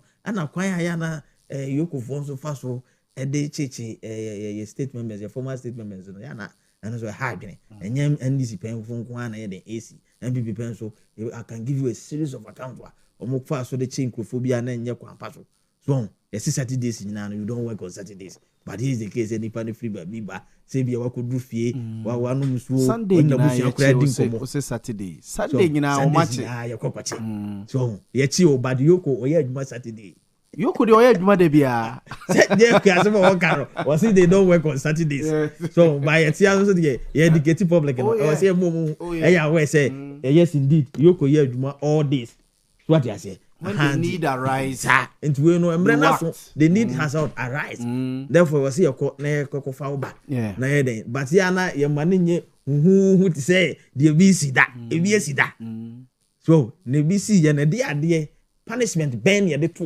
e de ma sa nipa na ye de sa accusation we nyina ye de eto no so enu ntina ema obi nso ba na o ye de chance how so sakwa do de abo nyina na nyo no nko an first person ye de abo no ye de abo bebrebe na punishment ben and ye de ma such people and the day because I'm better na say sometimes na politicians no ye bibi e dey get favor from our supporters because ye banana opposition ye ka say nkrofo we ye beche no we ye be ni say enti ni say ya nya bibi am ye nkrofo na hu say ya che na just say ye fulfill your promise so what you say at the end of the day no ye ne ka say ye beche no so what you say ye ba ye che na an ye ba ye che no ye no supporters be gina o ye say so ye nye sa no ma no emfa empraise your supporters ye ma law no take it effect na nkofo mo ye commentaries wo eche ni ade no mo so mo nya abotre se ne nya improve ne se wo ye guilty so say ye be ko akototo na no nje nya improve ni either innocent or guilty good enti nya abotre biansi ye enye de abi rally se ne na GFK so e can no they should allow his lawyers access to him so ningi na ye emra kwan so bia before say Abraham ye beto to ano e police station and say any baby and you busa o say wo mranimfo bia o say oba because ye wasembu ono ma e bi e bebusa wa nte ase yie no kwakoyia no ne de no kwakojo nte bia ye nko cheche se de bi nye sa na tie no na wa no asem ne kwakogina so de akwakobu afo ntina ye advice if you police for crazy anything you do or say then yes it emra no so in as much as say me my boni no me say all right what I say in as much as say my boni no nipa na wa boni ne sa so all right any kwan say utieti so kwa say bi obi efunu wowu but untimi ntwa ne nakedness ne down some fan to abonten say na busuafo obitima siu yes on a privacy ani nyina e ka honti yes wa boni forensic audit me lawyer na me jet ma kase why bone no so for this point say if you say Nancy na say fragbera a man of position be appointment debut na appointment on said that so that special aid or communication team of the flag bearer but sounds a special aid to Boamah special committees okay on communication aid no but what sounds a special aid what dike minim say na no ya no declare intention another school of thought edi free side was where the air say or declare intention for such position into na your person intimidate no to spoil his political career na position which is also sound and so on say maybe obiso for yes in politics there is possible good on baby obiso di free there politics there which man will ogun basis here say your best your political career because you are the son of we also contested national communications director of MPP so video de lanche na yi na da so no video de lanche over the weekend then at that screen but we I don't say no akwabe no mafia game but Abraham bibi says so it means saso maninya sympathy vote I say that negative or positive two kwana ya obu okra no nim ne da MPP for me obu okra yes Montie obu okra no obi kra nte ne nkada o say ya chi MPP ni ya say friend no ayi miracle yes ono na okasapa na hwan sa mame kohwe no nti afa ubo so okọ contest na sa de ntina iti wo yes iti wo be obi to de edi free bar iti sa de ye mo buga so ye tata na afi ono akasa ye aha iti enu bi no sa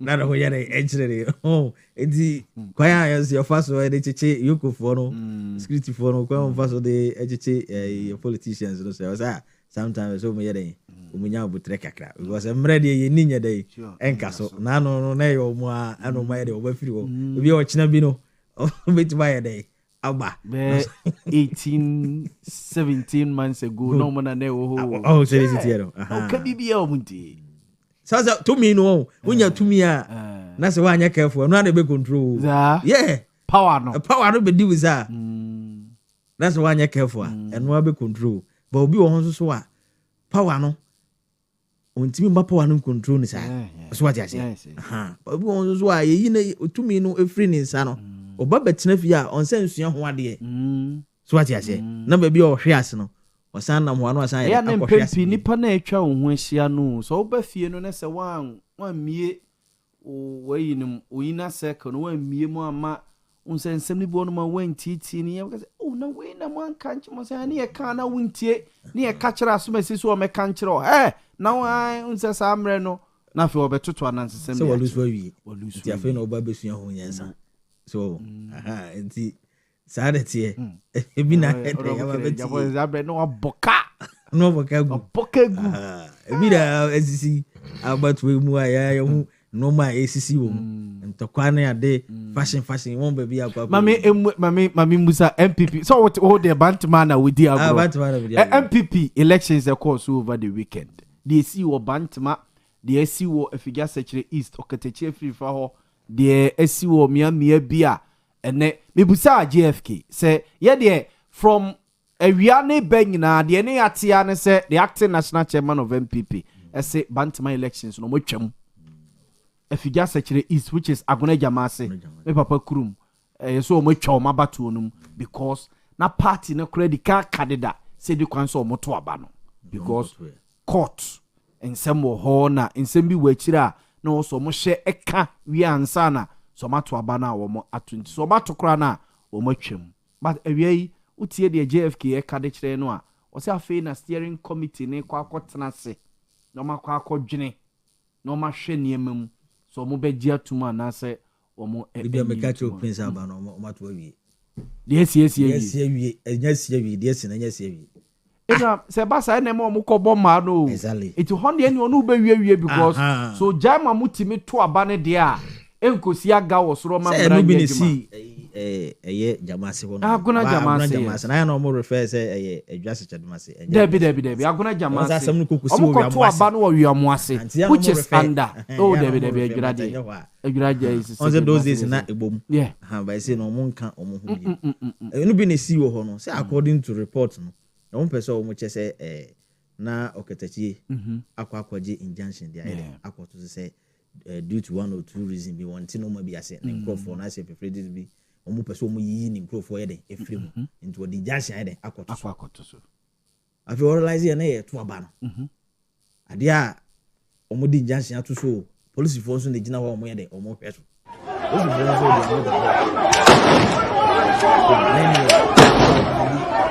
bugana ni no ma ye den efam said the bear abane ye den yento but at the end of the day ni ye den ye to aba no ndi we no ye be frɛ ofi office ene ye be frɛ meeting ka se nyina party ma o de enya ba wi ye ntwa bibia so na next year na next 3 years na ye to ana ya na ya hwɛ bibia ye nti so ka se once went man sin pi se ye nyintum o sa o kan o se no no kasama party no nti se mfa ma na onye den o beka once o artist smart onka no Christmas me say o de o wa ye ntu abani biem obi a ya to awalusu bia walusu they were winning baby o ma declare mantima say na ka wose nkomo to no Saturday enso mo to no Sunday wa na wose no mo to ana BBC no mo to no mo ko say ya mi colleague back ntokwane ade no olusu sa no contest for position communications e mantima okay no ko olusu ya mo wie no ndade no mo to ye olusu ye and on the battery platform so people were asking questions say ado to ye nti bi ase bi kura nims because you declare say ho no problem ye den e wo ho so ase favoritism na ye den adoso obia woni ye den open na wo wodi kan yi wanim say wo nkofo a opom no say nyame amfa kwam na say bi a evangelist nipa and we win here what do you think will happen sa internal elections na ya na ya ma ya adwene nkoso ye na ho na de lose no bano because me bana wo bo me buga no se wo wini a do you think say me ko dan ho akwa campaign dia ma so ati abisu me bo buga enti ya na e wo se omu jai na fairness e dey e adwuma na constituency level kura na ti say yo na regional de na be yire won ma bo pa o kateche me hwe video no ni komu nyina di moja adai awi atwo e ye kon na ye kwa na abatwo ko kire wa adwene wose we the injunction abato so mo se munya hu injunction ade nti na moko brimu na police security personnel no sometimes say na so munya abotre so the wa wo hwe wo yo hinu yo hini emrado kra si wo ko ze oh ayi ni dia untimi fa me fra politics mu enti se wo ba mu ase wo se munya abotre kakra oh why say munya abotre kakra sometimes you temper say politics ye nyame somo politics nye don broadcast adwuma inja fo ajibi afa no pa oh yeah ba ni nyina no ye kase ya tese ye say ne call Mampong government hospital na ye very critical to ma transfer ne de ne ba comfort noche that is what we are told but now the yes as yet ye kase de me sure say de ne do comfort noche emergency a MPP pa na say de MPP pani MPP ye nim wo for this baby num say to aba in yemfa na say Ashanti region kwan ye 47 constituencies na say bi emu 2 pe o ma bo bi asuma senka we nkenye bone 47 na ya bo bi asuma na 2 pe ya bo bi asum David it shouldn't be any kwan say yes akra politics there no yeah politics in nya to kwan ye kokon strike percentage be ba enya percentage wise politics what say evangelist there e do say that the kokwaso ese what toza today ya wotraza me see we no enya ntokwa o ye ko kire ya adwene ye ko kire ya ni hono na si there na fashion baby sa 47 na 2 bi o ho man ti o mo hase na ba ko aso enti ya nti ya ho ase no empanyufo de mrana ba se eni kwase ye to aba why na issue kuma na say ye nto aba enye obi selfish interest e be si there na ye say ye nto aba no so further notice na afi de ye to aba for what reason ma say police for amount for ebo police for echi say ye no kre say there's a court order e call efija secretary jamase ho no se hwe no man to aba na police for hwe mo to aba ne de a then you gu omo ho anim ase to the extent say even omo be kai omo say emrase say ni enkoso and mo bu omo de a na mo gana according to police report mo say how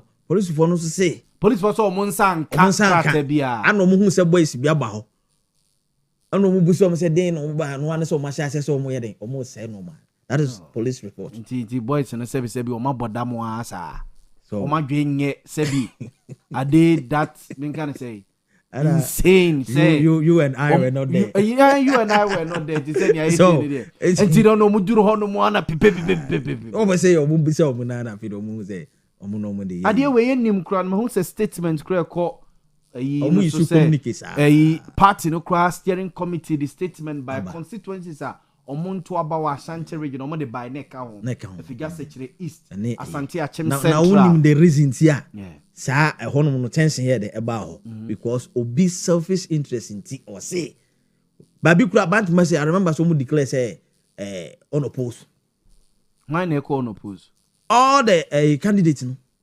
your friend say incumbent for ni na call unopposed na say no mo call unopposed na wo say ba betra na wo ba be pebia do you say wani baje ho so what you say nti wo pa ko bisa the reason tia sa attention ni nyina de eba so ese mayen to aba man tama de omo so na court injunction no mo be ka kire omo say court injunction e wo ho teni kwan so omo to aba no nti sa so wi ase ye so omo no omo be ka kire omo say court injunction wo ho no ya che omo de yanko fa gu omo nsa e de omo ko police station police for hey we say interparty na mo police for no mo ye lawless ya na ne so nya dai na wo na ye o party na wo mpese ni mguase be banda wo da fam o enti na okofa wo na Ghana mra nyina ye de ama wo se wo soso no hwe mra no so ne fa mra no ye adwuma what I say enti o bo you say police for they protect lives and properties even nipa no kra na ye say why bone kra police for to make us ye de ukosie se be obi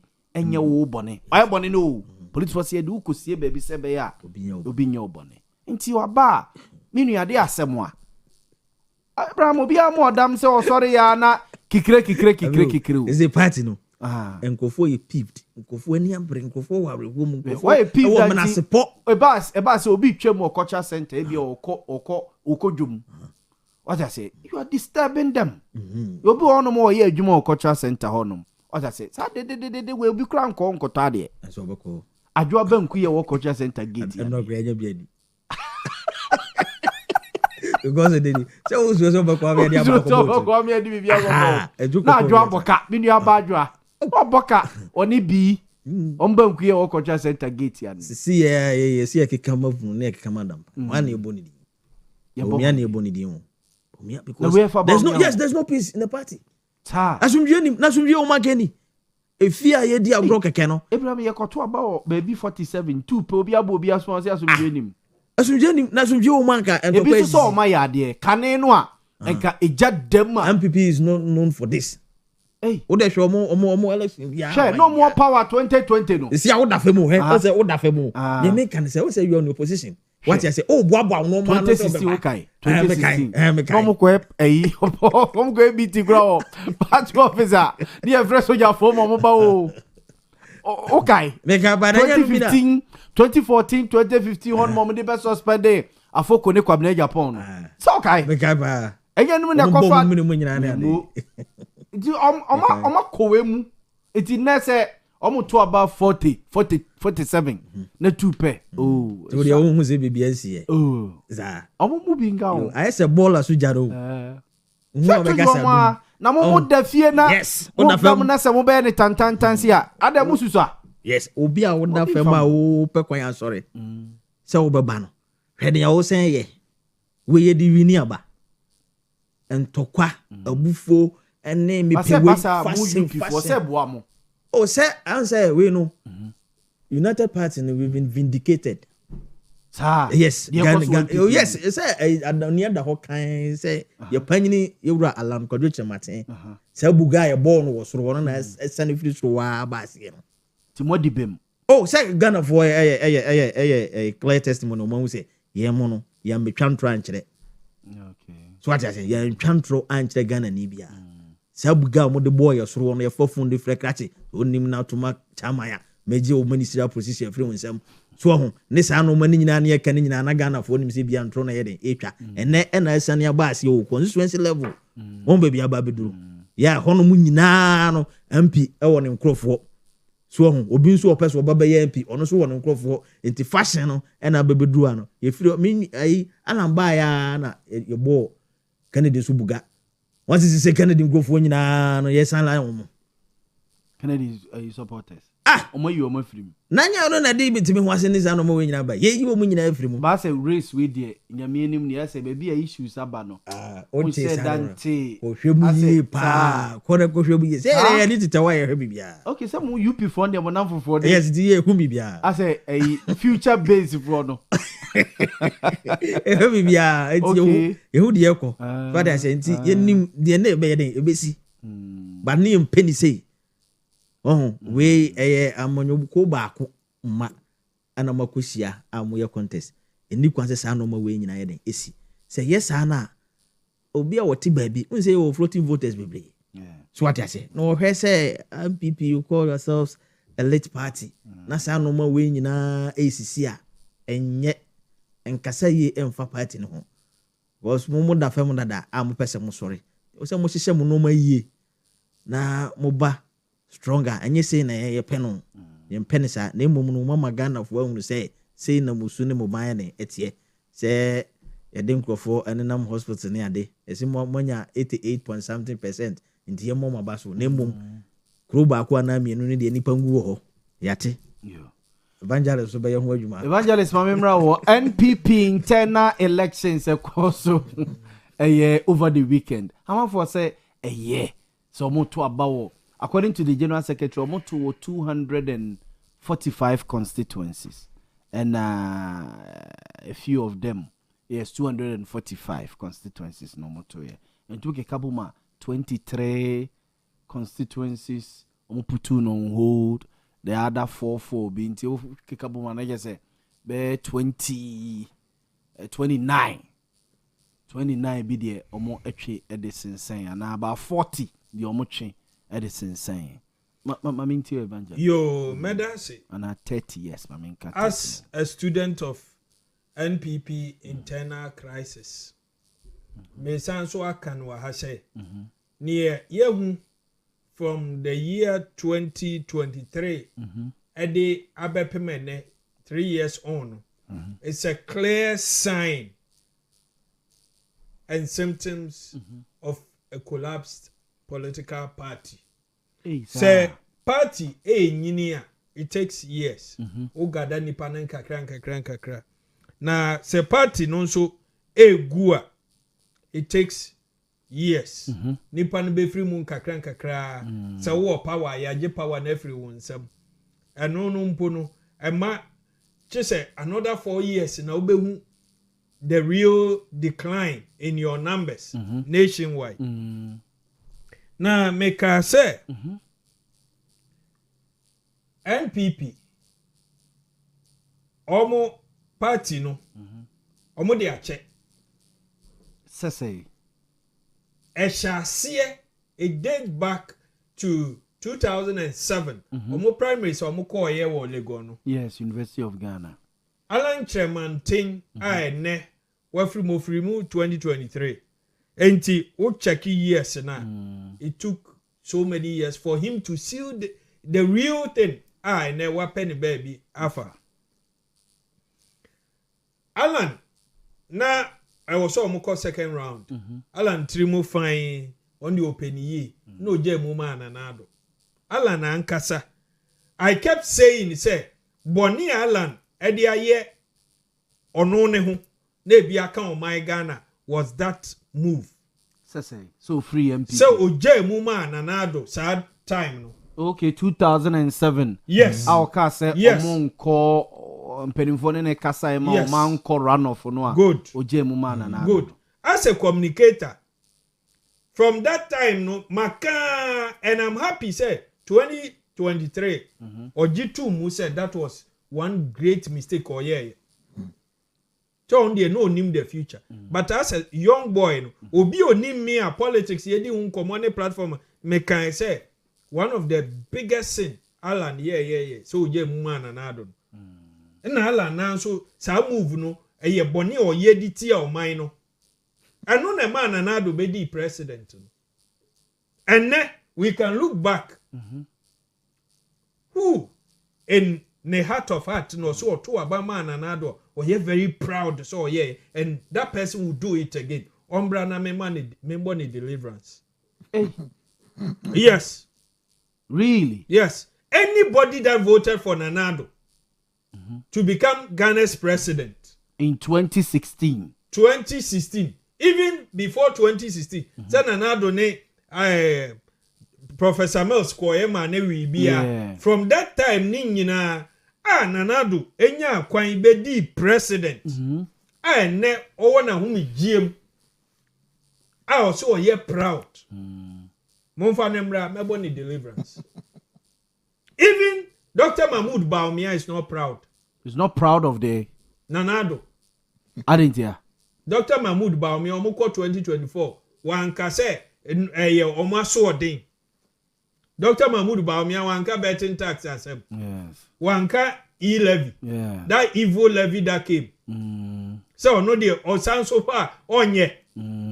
But he served under Nanado, but he was not proud as Nanado be the president. Ninti na no try so no. But the harm had already been done. Yeah. And didi mua. Then the executive today, national executive today, any omo neck ni adie nyina no. Omo ye omadwen say ye ko opposition. Party na wo say ye hwehwe every form no. Ye ko hwehwe every soro. Who see dan? Unyantu foundation. Now why you roofing? Who does that? Will it stand? Do not stand. Evangelist, if you say some woman is a banana capacity gegu. Enuna ebano they talk say Oma swevo. Yeah, they come noise no. Abba form. They have no idea. Eka eneno Kennedy ne yi ba mi ade wo ho a Brian Champo ne aduchum num da so na constituency elections. You see, for a political party like NPP, omunya to me bedi o mind so. Na omu leader ne na appointees eye o mind basa say eja okoye. Na nke o so omu jai ema nature party nankasa natural involve a pegging of certain things. Na no nanka omo shase free police station na. No we say Ken were interest. Dr. Mahmoud Baumia were interest. Kwabene Japan were interest. Brian Champo were interest. Educhum. Dr. Educhum munyina were interest. It would have been competitive from the polling station. Competition is so bad. They avoided it, but it is ahead of them. They only postponed more problems. Oh, sir. Yes, and they are here worse, and it will show in the numbers. Come 2023 nationwide, 2028 nationwide. 80 we are almost 2 years. General Secretary. Boys, Nanti ni bisi wo onfa na adwuma ento from na adwuma nso ani no. Or say out of 276 constituencies, elections were successfully and peacefully conducted in 245 constituencies, representing 88.7% success rate. Good. The remaining constituencies are as follows: 23 constituencies had their elections put on hold due to various disputes. Chase and some wo yeah. And unti 23 constituencies and to me and to Omaba. 4 constituencies could not hold their elections because of last minute challenges. And also in some wo Ningo pram Atwemampo nua Obuase West Trobo MP no mahu ni videos. Yes. And Trobo MP no unim se onim Inspector General of Police say IGP no nim there. Or say IPT. Or say the IPT. The video is there. No, she repeated it about she 3 kept times. saying Yes. the IPT. Yes. Oh, Ebiana. You see, this Shobo MP no name some be wo camera fubi. Oda. Yes. Lady no. Oh yes. You can just Google the videos, Baba. Gloria, is it Gloria? Opoku or something? It's not about brofu. Nipa no on 10 or 4 so you can appreciate it. But Sebua Payo. Also, what will be the album now? Jefferson Saki, no, so Merena Bato. Afe album no, you see, be Ira, it be my politician. Interested. You see, the whole process of MPP, you know, Jefferson Saki, yes, it's an interested party. Yeah. What primaries? Yes. We didn't know win. Yeah. How Ufi say on Babio? But and get that constituency. But Ufi is on Babio. And I would say Juma we shenensa. O wie ha or say ha no wako. I said the urban honon so or no din komo. Me say ha say ho. Say ho say ho. With all this, you know, Wasanso can say the National Steering Committee will review election activities in the following. And the Yeba Ashanti region. Now can also count Obuasi West, and I don't know what the other one anymore. Obuasi West ewo on hold last minute on hold. Okay. Good. Hona MP no so petition General Secretary say Dr. Nana you were free if you MP no. Ade a wo ye no omone ne nya adwene. The party no should sanction if you MP Dr. Nana you were free. Yes. Into we share the whole process omu di enimu no as if MPP doesn't have the men as they claim. So you realize that some interested people under normal circumstances, neutral, they should have stayed off. Yeah. Get any that interest to man it. Yeah. Abrantie Miaminia Poyando. Yes. Poyando was in Inchieso. Or elections from the polling station. Yes, so a good job.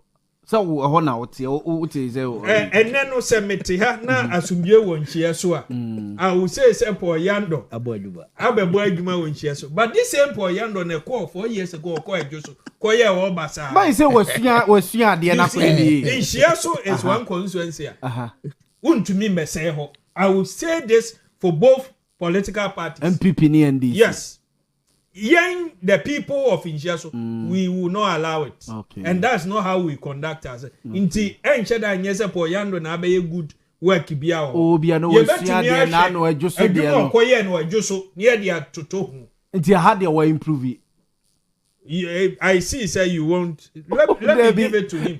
So long as Abanesan but obia me from Inshiaso.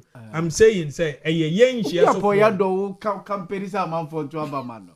Omuntoma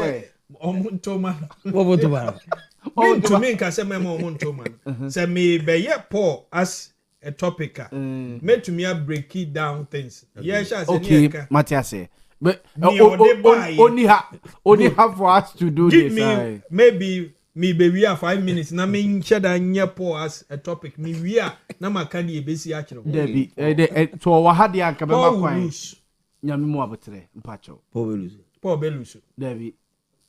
It's a Ebem say Ashanti region, but to my Paul so general or regional secretary. Paul will lose. I put my hand on it. Paul will lose. Hey, Evangelist. He's my brother. Or to her mention any man catcher. Paul whom video ya the link ye crowd. Paul Muncha na mo fan sending mo de mami a me ampo me de be man. Mesa so tagging in. You see? What's a Poyando Belusu? For the idea be by Abra na party no, Obi am peso mutin, or the that comedy neighbor seek that attention. But and paper MPP born in free and per minute or more year. That is how come and year discuss or me. Mamenko Ashanti region. Last minute challenges. Yes. If you just search east, yeah. I wanna minua or the cell Katachi, ya basa yesi ya na ya ration. I pray say obenya na ho ode ne na home de. Kom shebi ne nam wie mu a from an opay omo so for be yeah I don't want me person yes production at the Paul Yando no mo de person me siso Paul Yando will lose the election as regional secretary. Evangelist Asima Woken prophecy anase eyede. I'm not speaking as a prophet. I'm not a prophet. I'm a student of politics. And obi a mashada major in MPP internal crisis. One of the reasons, some of the reasons why Paul will lose here say, in as much as Paul the masses laugh over it. The MPP within the region, they are not happy. I didn't hear. It will show Omokotoa. They will prove it. You see, Paul came in as an appointed regional communication officer. Chairman won to me akwara no. Given the chance, any other chairman, apart from Chairman won to me, Paul wouldn't have become the regional communication director. No, you say not undeserved na. You at see, that time, every position you should come with a certain thing. So people cry or doubt of ability to perform. You must prove them wrong. And why? Nyana omo position. Ashanti region, what did Paul add on? Then or the buy. Obey no Muslim po NDC for dodona necessary ni videos no. The MPP are not happy. And they will prove it. Paul is somebody I've been talking with. No, evangelist. Now, friend, na catcher no say unia no you say. You see, too for them no went. What kind of them no went? Paul ye too no for. Hey, no went. I'm the baba begum. Ya the baba begum. Opanyini bi awo region yimu. Ono aneba. Oso too no for. O the baba begum. Ama ne ba no free what. Few minutes na abranti ani buafu ya man Mike no to bomb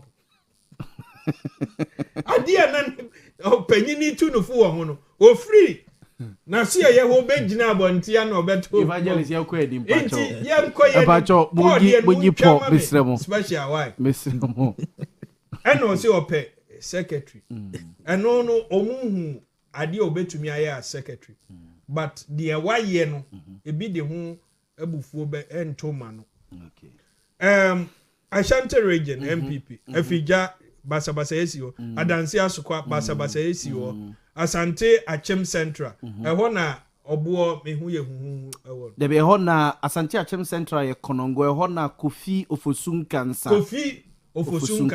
mehu ni videos e ba ya amanfo se omukura hu no grants ne ade na yi but me pese ma ho de ko bantama I didn't hear. On say at a point near Kabantama, the floor. Na baby, ya woman no na e cover. Yes. She also quadra so bad. Yes.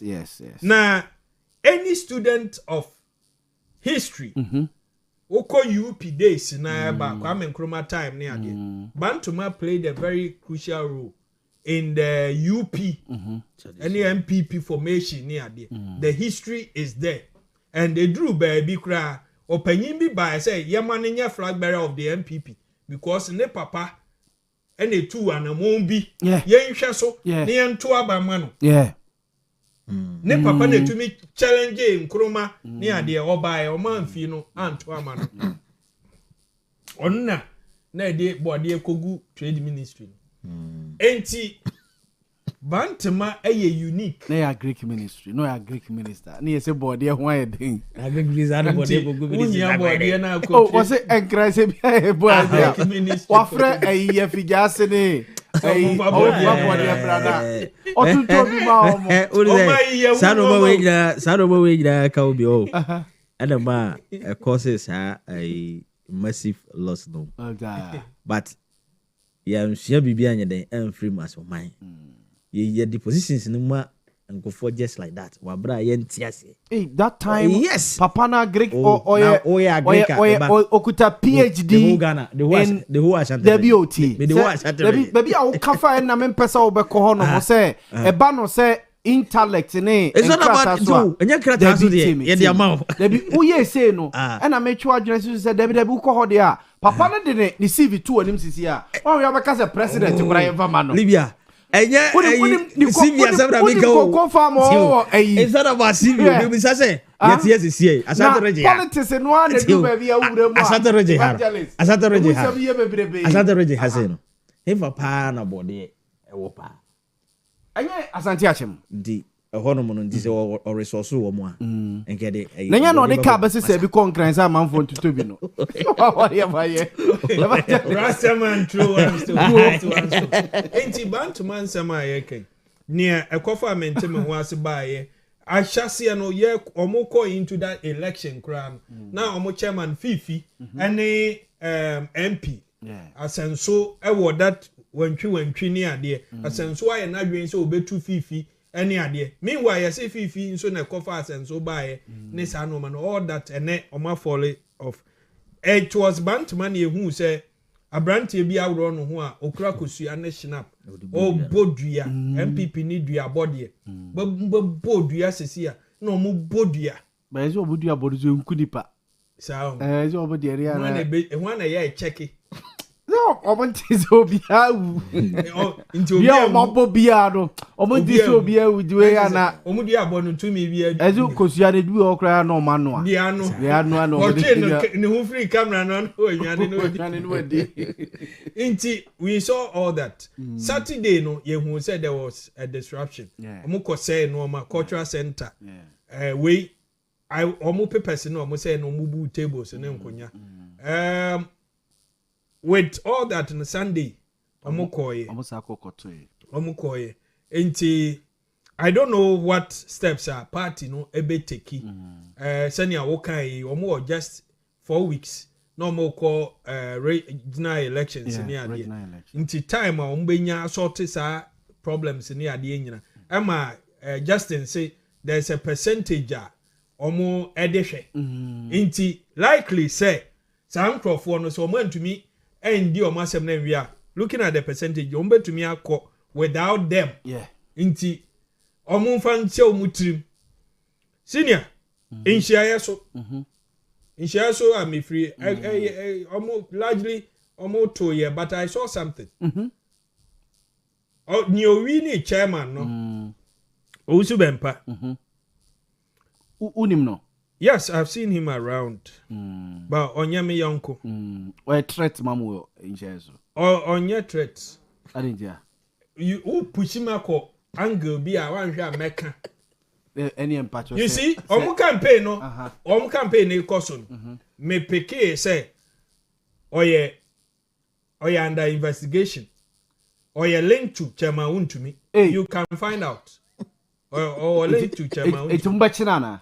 Sana na omo ahu no ni opponent na eka se wokoto ma no a ye beche no omo ahu any of them a o hwe ye wie can attest to it na in shares one PP constituency elections omo chairman so omo to ma owusu bempa omo beche no wuntumi akora omo na beche no omo se NDC abai beche no na mo beche no ana gase beche se ni dwuma di odi ye onim se o ye ntuman ne ade oni wuntumi se ne hu wo mu a ade na wo nsem bi a wo se obeyi ano a ye ma ne meyi ano ye be ma na beyi ano unless said asem bi ani no then the ne hu so but the opponents were using it but Usubem came in with a lot of resources or discourage mu pa be o show the intention no or shall say so yes am mpuntu djuma bi that I will commend him or two nsuo ni ade in share so other areas I can mention Sokobani ade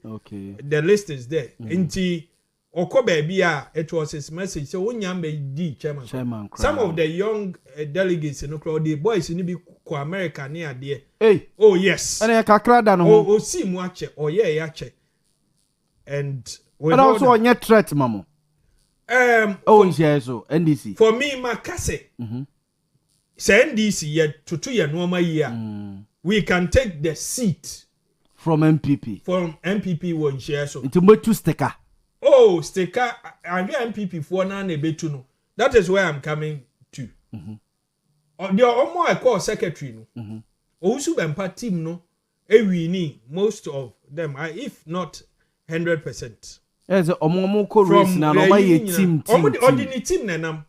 Ordinary team. And no be the chairman. Yes. Na ni nipa be the vice. Secretary ni ade nyina. Secretary Boating both the former organizer ne Usubempa ni ade. And I saw this. Kennedy Crawford ni nyina elusu ye. A typical example here, the court tested for secretaryship position, Fred Ochre. Fish is a known Kennedy. Say, I was on new blows near the cry or no obey.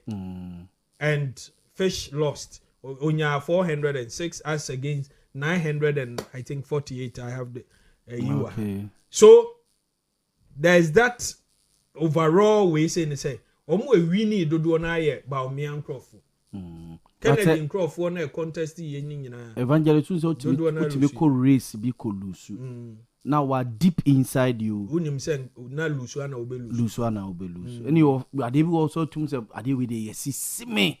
Anye sa pa kaudi nkonim. E bia omo no transfer a. Bon say bia ma lusu fairly ana ma wini e bia e chinchim obi nsa. Omo betumi atena se. I decided anyhow. Omo chinchima, omo skiwa de na. Ebi no started voicing out from polling station elections. Say ye omo Ephraim. The videos are there. We came here to talk about it. And didimu na akoyi constituency the police station mo na yeti so Poma Kobo. Yes. One John Kokofu on inside. Yes. Inti eno na didimu abedru Samri. Na de sa be ko region no na ko national. Omo yi Kennedy Crawford ni na. Omo nso na ye sympathetic to Alan. Still omo MF party no nyina. Still cry we you anim ye yi omo nyina Ephraim. Inti ebedru omo wie national na ye ni nyina ba omo Crawford na ebewin. Amanfo be gina nche ya say monya me enhwe. Inti 2028 Dr. Mahmoud Baumia ayade kra ye 30% of the national vote. They will lose miserably in 2028. Was it Dr. Alhaji Mahmoud Baumia ayade kra say? Why ayade kra around 30% of the national vote? 2028. 2028 munchanto mami. Se menkana studio no munya ni year. Yeah, come on. Come 2028 general elections. MPP Dr. Mahmoud Baumia ayade kra national vote no around 30%. Of the total vote. Of the total vote. Obi onimi monitor me before even Owia buy. They should go back to 2022, 2023. I told them, say, MPP, Dr. Mahmoud Baumia be winning on flag bearership. Omu winning a national election, why are their crowd will be around 40%. I said the MPP will not get 100 MPs in parliament. The records are there. I also have the video. We are a prophecy now. The Amakane ene. I'm not a prophet. Maybe MPP. Who saw your evangelist? Yes. MPP for me who na kwanchire or what? Omo ba kwanchire me ne. Omba we put.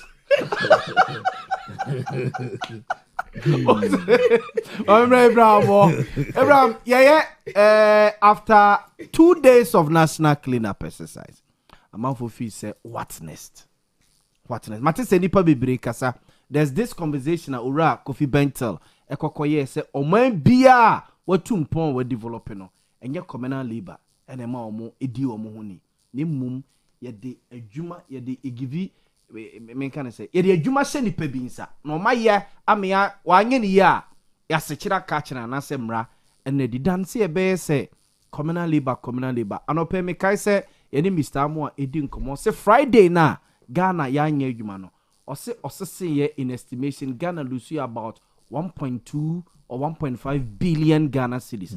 Ekosa ekowa bra nki betimi dia ye adwuma na say sika na ba economy no. Nto fi say it's about time let's assign roles. In fact, adwuma nse ni pe bi nsa. Oma anya emra ne omunni dan so beka so bi mfo na adwuma nto no mo na onko prapra Montie so onko tete gatem.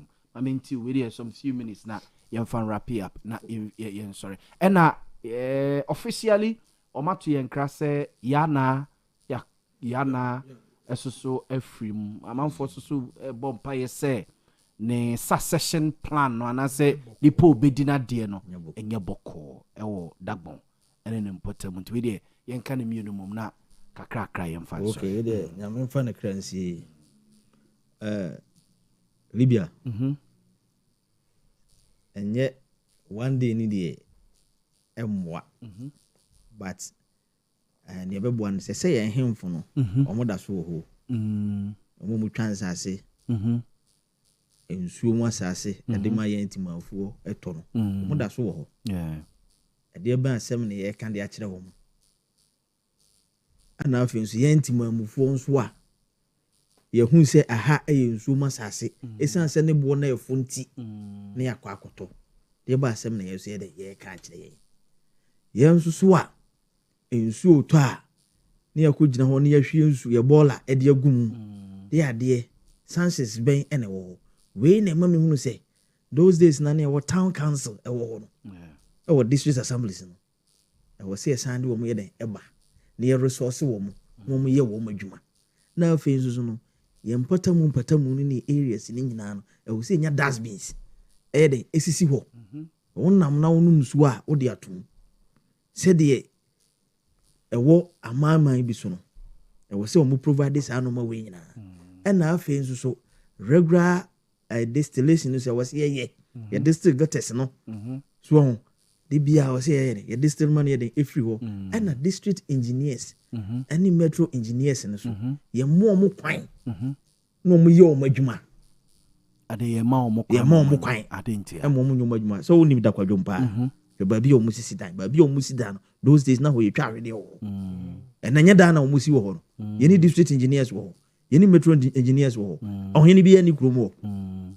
omunhui ye tena ho no mama nsuo ayiri afa wo mama bibi asi ansan ye de oman ni sika akobɔ ho ka sisi a opa me interest wo mukwa kobubu agu kromo fo kra me yeso say ye to aba ani si benya ba akokra because of politics and this has suba ni si nya ya na se ye de boso me na watwe kra si wo say de bia de ye clean up exercise it is neither here nor there ye betena that no nsuo no besan yira fa efin besan fa ye saa wabra ya momodness ye befa saa ye district assembly for no town council for na mo maye omodwuma ne mo institutions no so ayi omodwuma without any interference because ye bekwa kosi dan yasi ba bi ye ho nye ne ye ba betwere ho stop work produce permit but at the end of the day nipa no besi aboso apenti a wankasa hu say ya twere aguo say warning you are not supposed to build here so wasi awie ye nya ECG for amoma ko akomo mo meters yenya water Ghana water company for amoma ko ho no mako lay pipes ayede atum enti yan sankofo nyina hunu say ba bia dan ni si no esi nsu kwan ya se BBC a oyo neke say na beto man no ya hu and this is the time we need to allow the institution to work see anya ni sa and ye de bia no ye be kwa aba because since 1963 and a flood chassis o ya kwa ntimi nya den enkunwie ana afi saa weather forecast for no e wo se resource wo mo ka asem a yentie because o man kan da kro pese ensu oba beto o mo kan na say 3 months before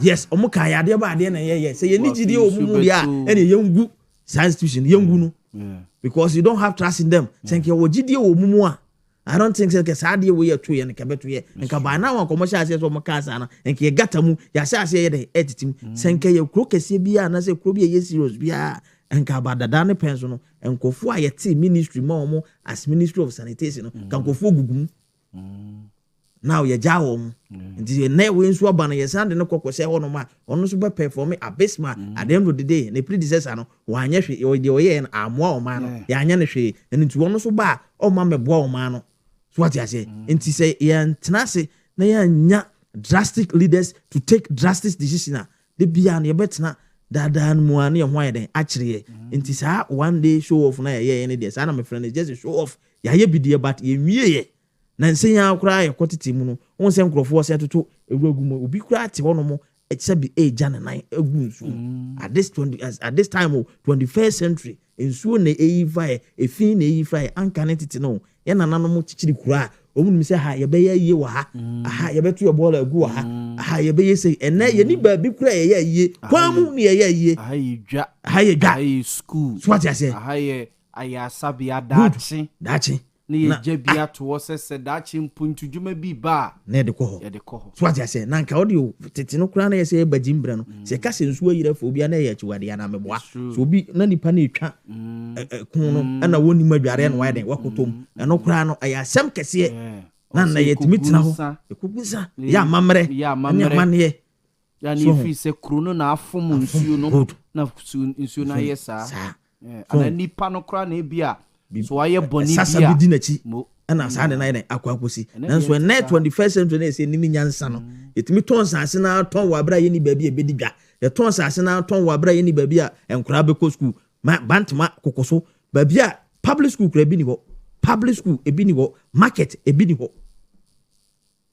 kwamu ene ye yie you see 21st century kwamu ene yeti ne ye yie ne akwaji permit ke me ne bo na ye fe nti se all the care ba na person for I say divert here dey efa baby you see 21st century in minyansa nsusu na ye dey 85 any fee any 85 wa bra an kan de ne beto ye na se wo town council for ye dey e wo ye ma mo ti so mo ba no mu dimrika pe baby dey no wo ma nyina wo chechira no wo ma pe baby de kosie wo duro so what you say and na sankofo no nyina dey ade wo office ye mo kwa mo nye den enyo madwuma so what you say o pass ade ya mekan ye say da kwadwom dan ya yesisi wo hoyi o me sure pass district engineer bia ko hono ma na say metro engineer bia ko hono ma ya ka che ne say man kwa ma na nye den enye na adwuma because obekum na ye wo hene bi na ato amomo obekum na minister bi na ye den ezisi adan nyina afiro na say bibi kokosi a na ya san abo aban no etri so wa bra yan so enim se ba bia ye si dan yesi no eyensu kwan ya se nsu ni yira ebetwa fa so anso still ye den ye enti se ye nye mpanyimfo amoma anye sa no ma we nyina na ye ntimamufo no so ye anye ye no ma yi a de bia no ye be san kwa ba be si dada na mu so on see how last this a year topic ya de ma ya ka se school university courses wo mo ye programs wo mo ye ne ade so programs ahodo aye na nsin ya former minister abanda dane penso be ka say some of the courses na universities ni bi ye no enye but now what wo no wa hu wantima enye amfiri wo but obetina afie ni de obetina opposition ni de wo hu say enye you see how Ghanaians are also kan o man fi na wo ye minister of education wo kan o man tie when the final decision taker so wow na wo so you know na wo da no they see universities no they are autonomous I believe in past we autonomous they only suggest not education minister but education minister you only suggest untimi until now our position in the until ma obeka na put time no education minister no it should be COK university obaho omo ka che say you should go back we need to me say obey the oye no and ade bi oye bi no mu twam esa revert you should tell you universities no yes so we autonomous yes so money am I different but see our position so no menen ya agent so suggest and also can say UDS so suggest my vice chancellor no and they so some of the students EJI courses ni be to do other courses but e bi so fee say yes e bi o mine na yen developing nuru honum my economy na expand ya mi ehunu ntini ehunu say obi ye course we mfa so obi ani so na ni nyina no meblemu ye curriculum na ye use no I say career education no I say share from basic and the career education na you know once ya na nkra no o makwa akose we enye no na odi o kokose doctor atade no e de ba de no nim fa doctor so what you say encheche be na de ache ne say right from basic no oko SHS onye program we oko tertiary program we no betima lead na mana betima ba doctor the encheche na e course nti at the end of the day nipa no be ko tertiary but now no a pick course we are where ope I remember say me catch will be say me English or Amstead former Amstead nipa no a plumber can say there's an again no say I mean see me English I would hear day I don't so be patch be teacher no was okay and any problem no can teach any because me is was okay any problem but what we say me free SHS straight direct and I'm dey call English I see wo so yes me call you na you will be ho direct and me be said that from be so say now one the catch say brana be English no so SHS and then a literature. But so bet me yes, a literature in education. Into bet me into a buy and wedding or but your uncle for being so or programs or more they have no idea. When I've been behind Yansa behind and so wedding or into a baby.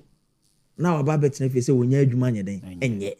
So what I say when you're money then and yet when you're money.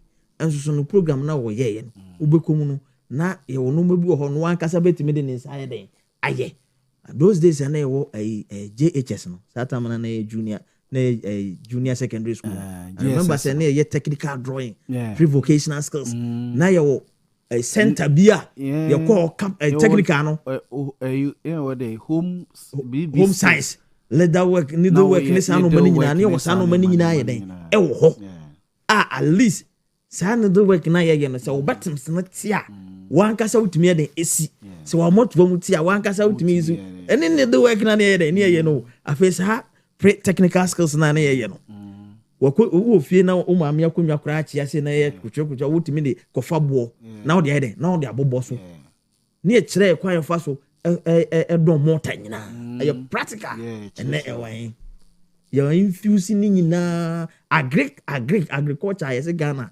a backbone Magana no and then agree they can integrated science as general science no kura na nya grow na ya sande agriculture side akaka what do you think will happen Mate evangelist ma memra wo he yo yeah be share as every sanitation I believe say ye nyina na ye course the see no in as much as ye betumi aka say some causes climate change ne ade no yen so ye nipa no ye nyina agi atum say yesu ne ye ban bia eda na di no e contribute to ensu yire no nti na e wo say ye clean ye yi efin na ye no ye yi efri ho ewie me ba mahu say site no dumping site ne ade no omo de bi akọ kolebu akiri ho there's a dumping site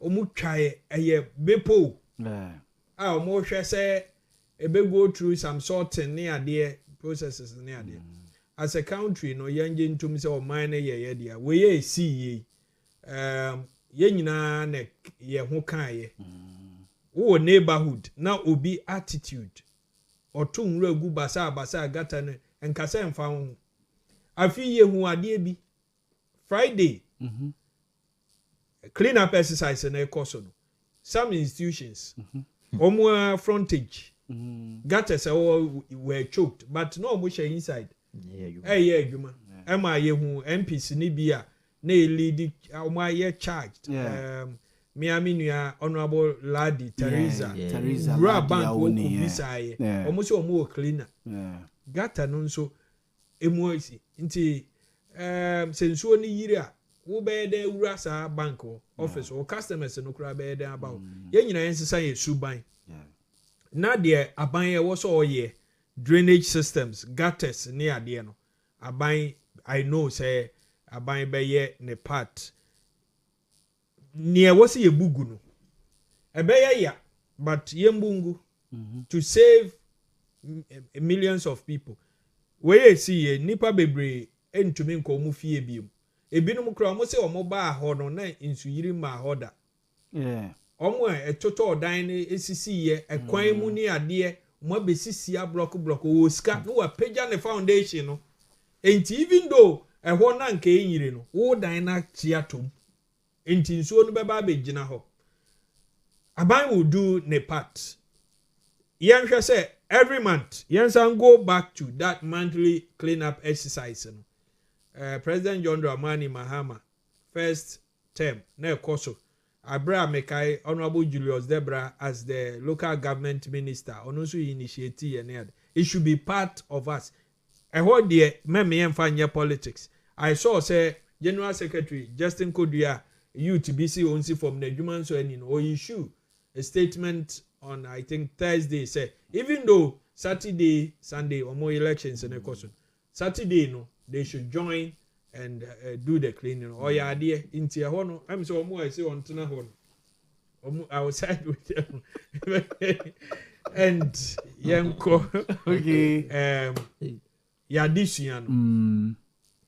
Oche hine akasa. Enyo no nko a. Many are of the opinion. Obeka senyo hosi. Maybe or spark that debate. My brother call Legon. Yeah. My no so be ye ho. But you see, no cry ba kope. Yanka. Ghana, let's look at our educational system. Your colonial masters education modern. You see, they had that mindset say Ghana should be their is it bread basket, resources and idea. Inti na ebinum kosua English ni ade. There's a media station meti omo pa but omo program bia anopa bia me nyehu so master tipe I take it from there. Omo kire brofo. Omo be kire yen how to pronounce words correct phonetics ni ade and it's a segment on their morning omo ba I think 6:45. Okay. Omo be kire brofo. I guess so. Brofo. Yeah, can you say? Now say your crewman says so. What a brofo and your children say be unimadi. You see, say yes. Your ability when you rattle. Yes. Fine. Say you say what being pa. Oh yeah.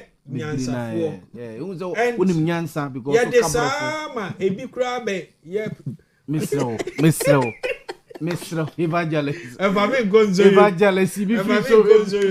Enti usha politics mu a. Yeah, omo efiri no ho aba no. Be can brofo de. Omo doors on a certain political party. And at a point we ebinum hu omo say omo na ye animdiefo. Your ability to speak English doesn't mean you are smart. You are intelligent. English does not determine whether you are intelligent or not. Enti we must all learn from it. There may person make can say over the years the kind of education am I to mean go into production. And no na now everybody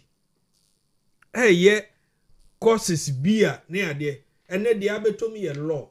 Everybody is reading law. Yeah. Inti say if you be a lawyer or one ebedi obi ase. That is why at a point there was that resistance. It was deliberate. Say yenya mass production of lawyers. And then NDC abebiem kuwa if you be a lawyer. Oh, Barcelona. Ebebreedi corruption. About the quality. The quality so quality so. Into production signal. There may person me when say me ne omo again say your education MY. The time for us to look at your curriculum ne sa no man biomu no. Me bra ka bibi for career day ni ade. Yes, Emma akoda no sometimes a parents in me person ye soldier, person a doctor ni akoto dey agent. Abrantie bi wo a young boy is about 3 years. Career day. Ne ma me to soldier atade man. Inti oba ye etu toy gun ni ade bobon ho. Me call in China say soldier man. When you grow you become a military officer. He said no, I don't want to be a soldier. Maybe record on cry. I don't want to be a soldier. I'm not soldier man. Inti mean de sereno. Akwara na nkasa se wuja na nkanya de opere. Ma me hu se o hye soldier atade na efe. 3 years. Me friend soldier man or say I'm not soldier. Me wa wo ma me ahye wo soldier atade.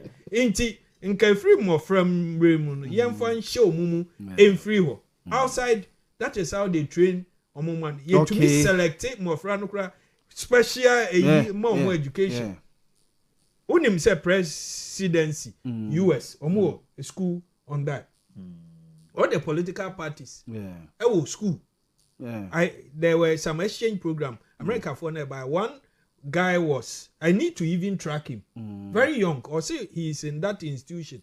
Person or year president. So whether you are a Democrat or Republican, they train you omu baba be namua Senate nesa ade na one day no ye president. But yeah, politics and political science. Gentlemen, mamina mwase. Ebuza for mamina we into just nanka ye hwe ne mu se owura Kwame Owusu Bampo.